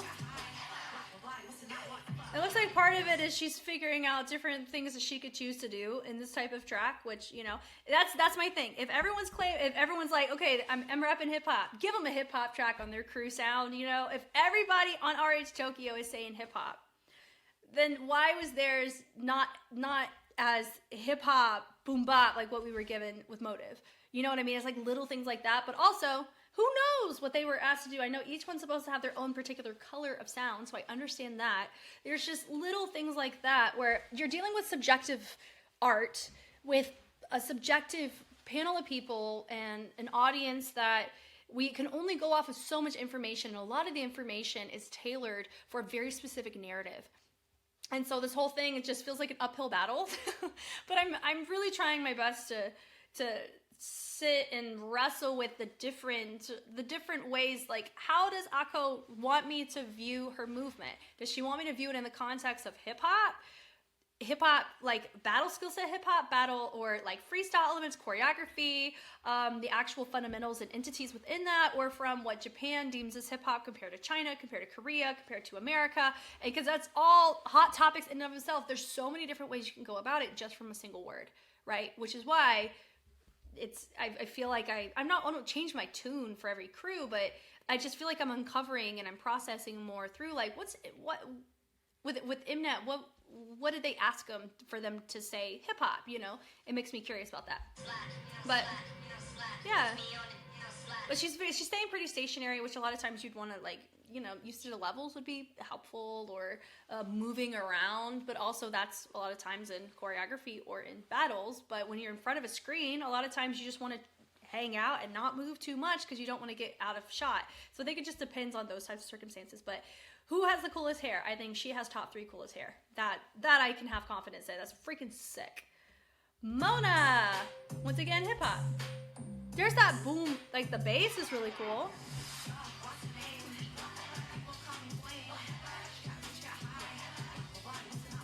That blah blah blah was cool. I like her clarity, it's fun. This feels like choreography.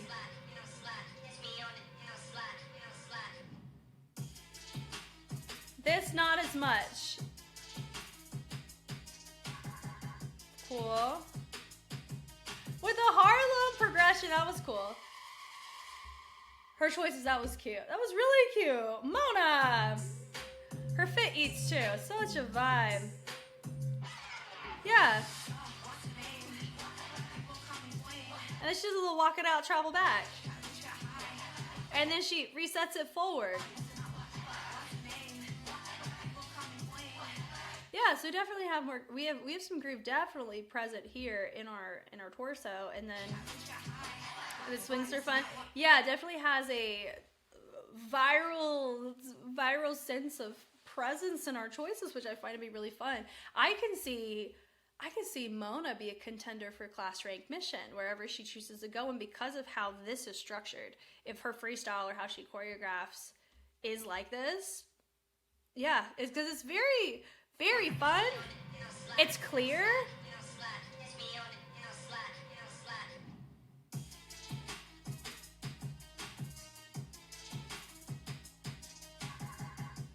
Yeah, so that's what I'm curious about. I'm gonna clock it here. I'm curious which part of the dance rank, of the class rank mission she competes under and what gets made, because I think that's gonna be really fun to see what she does there compared to here, because this is a really cool, her choices. Nina Neeps?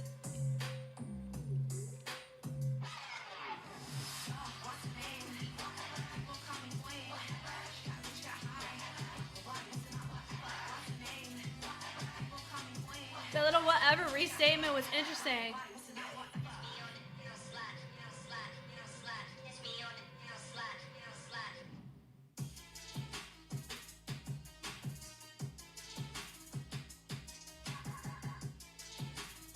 Interesting. It looks like she's just living her life. That was a vibe. Oh, hold on. What are we doing? Come back here. Okay. Whoa. Stop. Thank you. Goodness. Yeah. That really looked like she was just living her best life, hanging out, loitering in a parking lot. Like, that's what that felt like to me. That was really fascinating, honestly. That felt like, this is just me. This is me, is what that felt like. And I think that this feels the closest to signature movement. I mean, with me having no context that I could see. Because with a lot of people that we've seen, I know how they move, which is cool because we could talk about different things. But with Nina, I don't know if I've seen Nina move before. But this felt like, I know what I need to know about Nina. Which she's going to pop off. She's going to turn around. Her phrasing's fascinating, too. It's readable whenever she travels her energy to other places. So that was an interesting component about this, too. Right? That right there. Whatever, da-da-da-da-da. Whatever, like that. It's little things like that. She embellished it like that instead of just doing the same thing. She said, oh, you still there? It's very personable, what she did. So that's what makes this very interesting on the performance quality side. Wow, okay. Rico, Hirai, hip hop.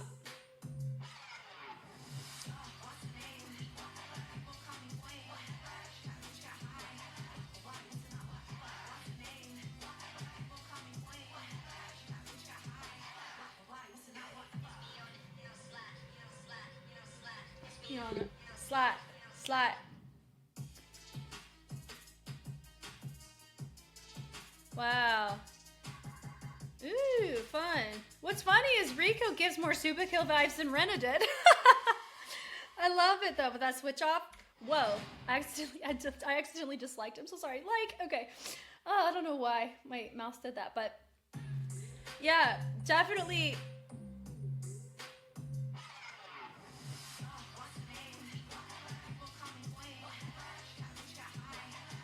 Her choices also remind me of a lot of people from D-League too. I don't think she's on it. The only person that I know for sure is Minami, but her phrasing, I mean, RH Tokyo and Ojo Gang, both from Japan, and D-League's in Japan, so there could be overlap. I bet you there's so much overlap in connection and relationships and training. I really do think so, and that's what makes this so interesting.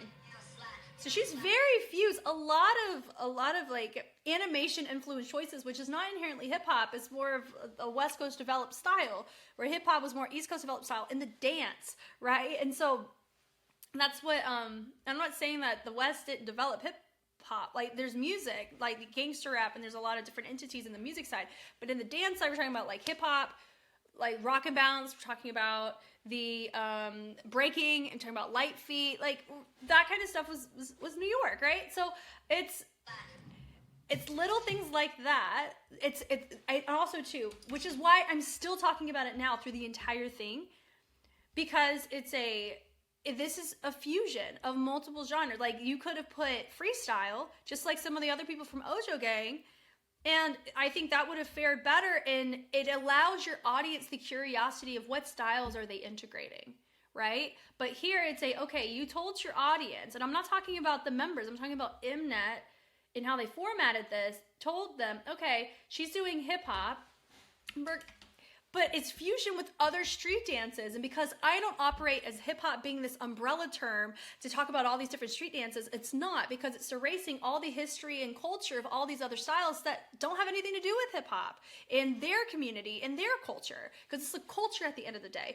Vogue is not the same as hip hop. Whacking is not the same as locking. And so by kind of saying, okay, this is hip hop, but we're doing animation, if the people who don't know that animation's a style, you kind of not rob them of the privilege, but it's kind of let's let them know, hey, Rico is not exclusive to hip hop. Let's appreciate all the things that she's doing here, and maybe putting in something like freestyle. She's known for freestyle, like that can be very helpful, right? But also, once again, I only noticed Ojo Gang saying freestyle, and then I only noticed Bums Up saying choreography. And so that's also hinting, it doesn't feel like even these, what they're being labeled as, that's not even thought through and structured, and it has nothing to do with them and everything to do with Mnet. So that's something that I'm okay with being honest and saying, I wish that we had more structure there so we could appreciate what we're doing more, and allows me more clarity in how we can appreciate who we're watching too. Right? So, travel over for resets. Yeah, that travel up was really cool. It was nice and isolated in her way. That was really sick. But anyway, goodness. That was super cool. All right, Royal Family, Gangsta. And only Royal and AG Squad did Gangsta. I guess they were like, what do you describe? Hold on. Let's let Moana finish.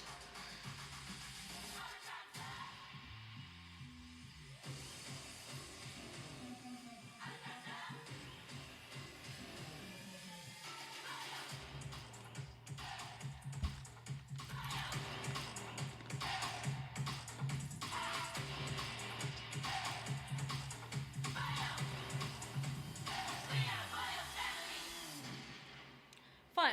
What I think is, I wonder if production asked them, what do you describe your dance as? And Moana was like, gangsta. And then she goes and does, her thing, and that's what they put. I don't know. But anyway, let's see. Let's see if they'll repeat it. So Royal Family and AG Squad look very similar, as they should. It makes sense why they do. Fullness, I do think Moana, she's got a lot of fullness in her choices, which is really fun. I like her ISO, like how she's popping through the chest on some of her choices is really nice. We did a vibration there. Nothing crazy there. What I call this gangsta, I don't tag dances to like adjectives like that, only if I'm associating to what it's familiar to me as. I would say it's fusion. I would say, all that's like leg work variance there, but also you see a little bit of Royal in there with how the hips are isolated through in our choices. Swing through the elbows, tosses, boom, with a nice boom, little embellishment on the tail end. So cool, nothing unfamiliar. Now Poly Swag. You only hear Royal Family call their style Poly Swag.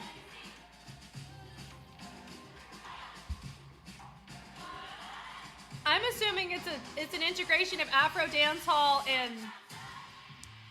and Polynesian culture. Is what I've heard some of it called, but I'm embellishing it more to what it really looks like from how we're moving.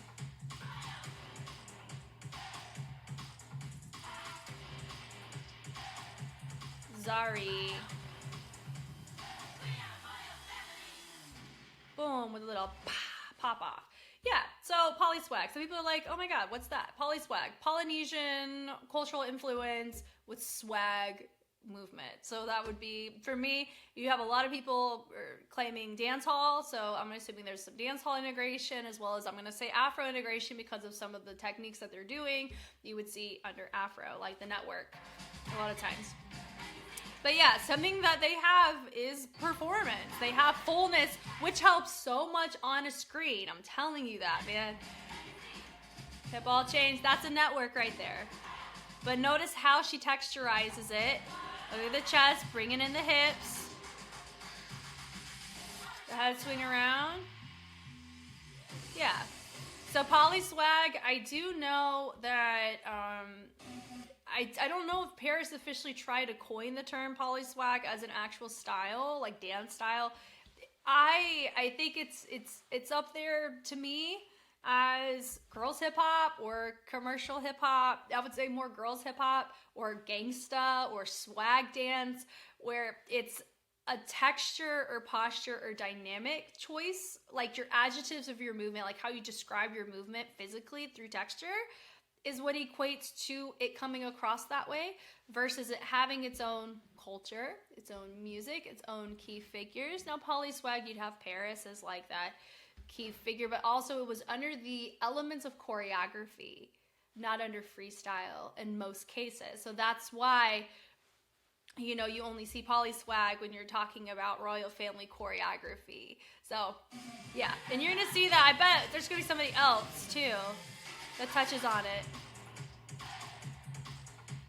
Dig it through. Yeah, it looks like she's just vibing out through moves that she's familiar with. She reset on the network already, so I can see Zari.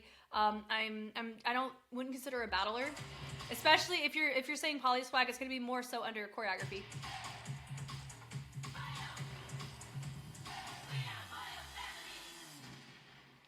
With the little gun. Come on now. All right, Maya, dance hall.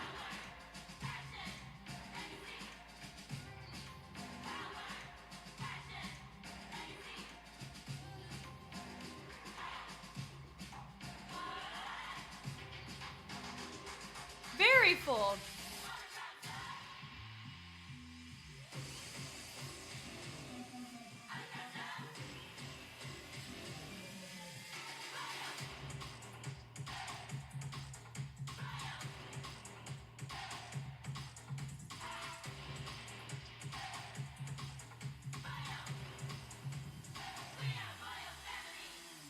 Very full. So notice she kept full the whole time. So I am curious about how we're gonna see her create like an ebb and a flow of like a heartbeat of dynamics.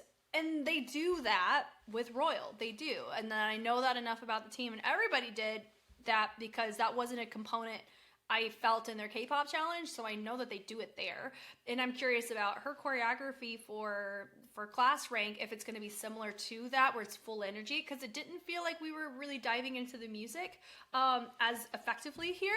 But once again, going back to the very first point I made before we even started watching these, or actually I think it was just the first one, is the song may not be Maya's cup of tea in terms of how she wants to move and groove, you know? And that's okay. She's allowed that ability to have a preference. And there's a chance she may love this song and eat this up and live your life, girl. Right? But that's definitely felt like a feature moment in a royal family set is what this was giving. She's giving main character energy, which, come on, I don't mind that at all. I think that's fun. But also with dance hall, when I'm remembering...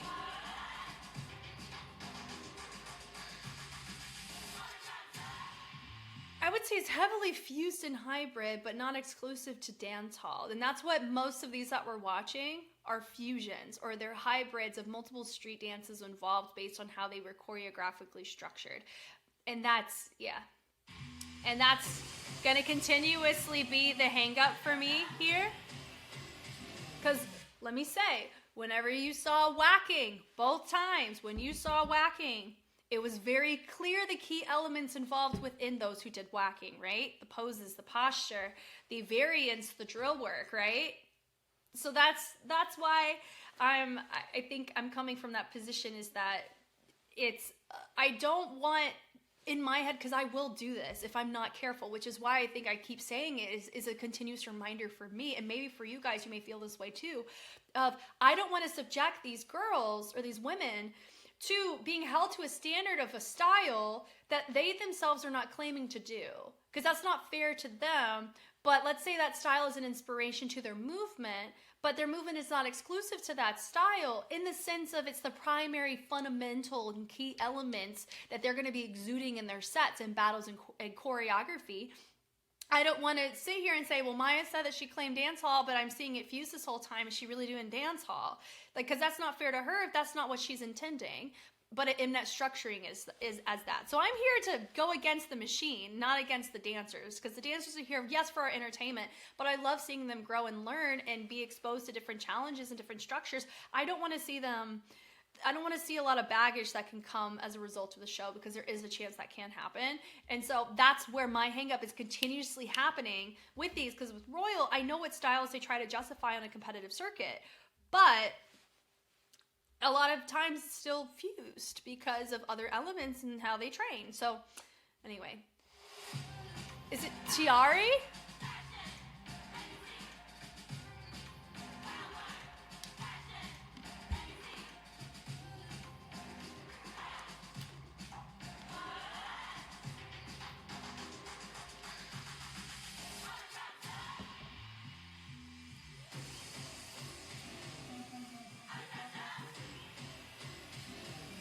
Good chance Tiari could be, I don't know if she's like, I don't think she's a battler. I think most of the girls are battlers. Because for Royal, they don't battle. They compete choreo, so your style's going to be in your structure, and things you're exposed to are going to be defined off of what you need. And for Royal Family and AG Squad, most of the members of AG Squad that I'm familiar with, they needed to understand how to choreograph and dance. They didn't inherently need to know how to battle, so their structure and how they're showcasing themselves in a freestyle manner is not going to be as complex as what you see Fontier do or see what Logistics does, because of how they train, right? So I'm really hopeful that we're able to see a lot of growth from Royal Family in the battles, but I will be surprised if Royal Family racks up wins in comparison to other teams. I do see other teams being heavier contenders in the battle side, but I can see Royal Family in certain skill sets really do a good job in presenting like projection and performance that can be very helpful on the show. So it's very interesting. Harms. Her hair is eating. Come on now.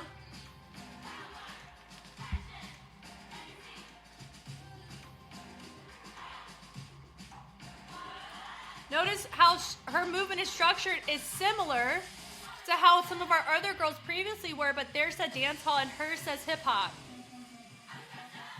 It's stuff like that.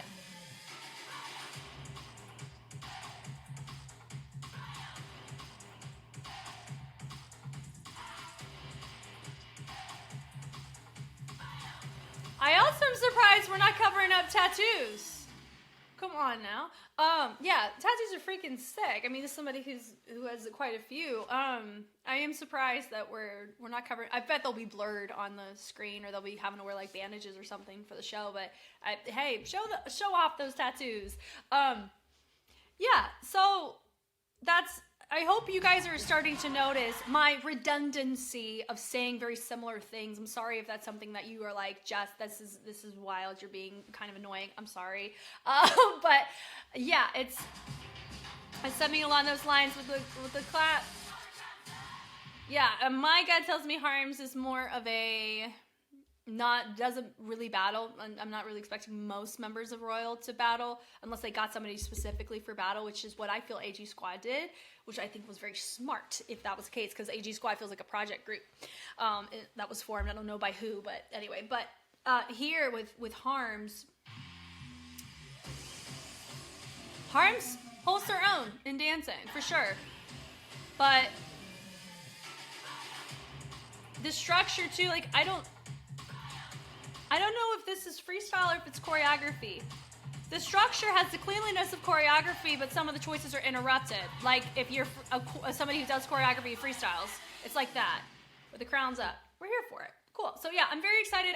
I'm excited to see Harm's growth in this through battles and through if they choreograph. I'm curious how their choreography progresses or how it's introduced depending on a different song. Because would this be a song that Harms would want to do? I don't know. But yeah. Is that Isla? Isla? Isla. I'm gonna go Isla. Polly Swag. Basically, the choreography construct of the Paris global side of movement.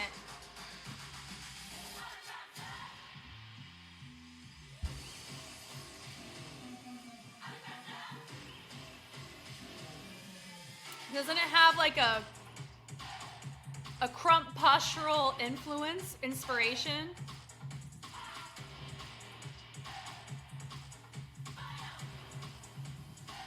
Yeah, it does. Which, technically, if you've watched Royal Family and Megas before, they used to, depending on the year, they used to justify crump as a style. What was it, 2013? I think, if I'm being honest, my favorite Royal Family HHI set, I think, is from 2013. It was the black and yellow fits.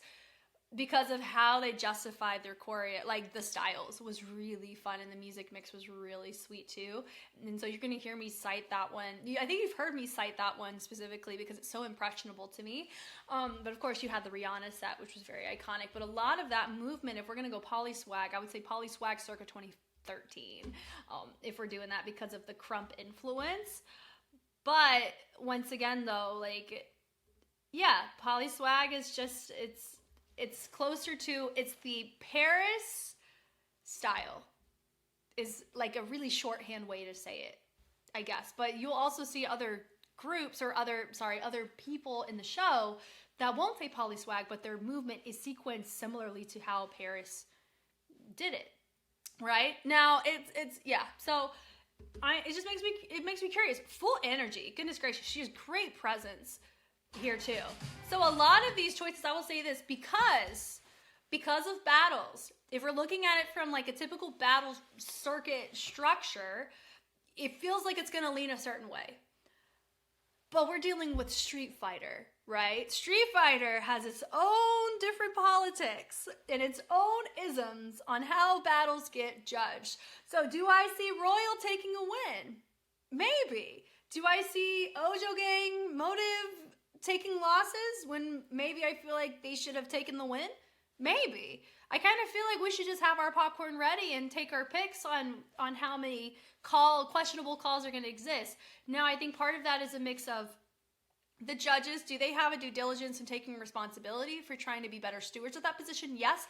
I don't know them, so I don't know what concessions or what they've done to build that up to be more proactive in that space.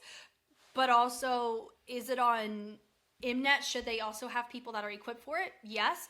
Do I also think the format of how the battles are conducted could be more efficient to make it to where it's more culturally, culturally relevant to how battles are actually structured? Maybe. I feel like there's a lot of logistics that can come into play that can prompt a certain response from what we are seeing from the show. Man. But yeah. But she's showing power, for sure. She's showing legacy. It definitely, I mean, even from the name of the style that she's wanting to present here. Kylie! She is such a character. Such a vibe. I'm excited to see her on the show, honestly. Because just from the music side, she's great energy.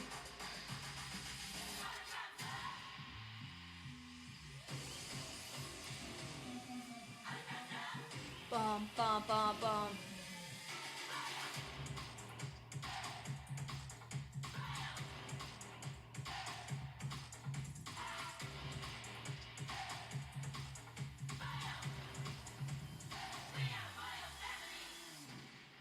Okay, that felt like that little moment was slow-mo because of her hair, right? So, power, presentation, presence, reminded me of, there was a girl off of RH Tokyo. She had similar vibes to Kylie here. So that'll be an interesting little matchup too, yeah? But I think for her, she said hip hop and then Kylie saying dance hall. Yeah, For the amount of times I'm seeing dancehall show up on these excerpts, I need to just do a deep dive refresh for myself so I have more confidence in any kind of commentary I'm going to provide. Because you're noticing it from AG Squad and from Royal. Not a single afro in sight. So I feel like I'm missing something important. I mean, even here, she's not doing afro, so I don't want to say that in context of what Kylie's doing. I think her phrasing is something, let's get her in a better kind of look. I think that how she's phrasing her movement is similar to, you know, she'll be able to hold around, but if you're dealing with like a 7 of smoke, it would be hard because this is a full-on sprint. Like most of what you're seeing a lot of these girls do, full-on sprints, which part of the signature movement of Royal as a whole is power and presence and presentation of movement in a full out way. That's what they've always scored high on the performance side, is that stage projection. It's huge. It's a huge component. So that's why, like, it doesn't surprise me to see their movement like this. It's cool. Could they hold on in a marathon equivalence of a battle? No, but luckily the show isn't set up like that. So they're fine, honestly, at least in that sense. But who knows how many battles each girl is subject to. I think the leaders are going to end up being in more battles than others because of the position that they're in. But also, I also think that some other people may come across as easy targets, which I don't think is the fairest. To don't underestimate somebody because of their brand or because of what you know or don't know about them. But also some people you can only go off of what you want to go off of, and who knows what everybody's individual team strategies are for the show. We have to remember it's a competition and everybody's going to bring a strategy to the table. Mnet will manipulate some strategies and Mnet will leave other strategies alone. They've always done that, and we're just having to pick and discern which ones are going to be what when, you know? But yeah, when it comes to Kylie's personality, I'm excited to see her on the show. So we've officially covered all of the shorts. This was long, and I am so sorry if y'all are like, Jazz, what are you saying? What are you talking about? When I know a lot of you are probably just going to cover a particular like team on this, which is why I'll do timestamps that reflect that. But I would love to hear from you guys, especially if you are a practitioner of a street dance. I would love to hear from you and talk about when you saw somebody representing, you know, they do dance hall or hip hop or popping. What are the things that you notice for yourself, both the pros of, you know, this element was really cool seeing them do that here with that title in comparison to, you know, I kind of wish they were incorporating these elements more so than these elements. Like, I would love to have that kind of discussion here.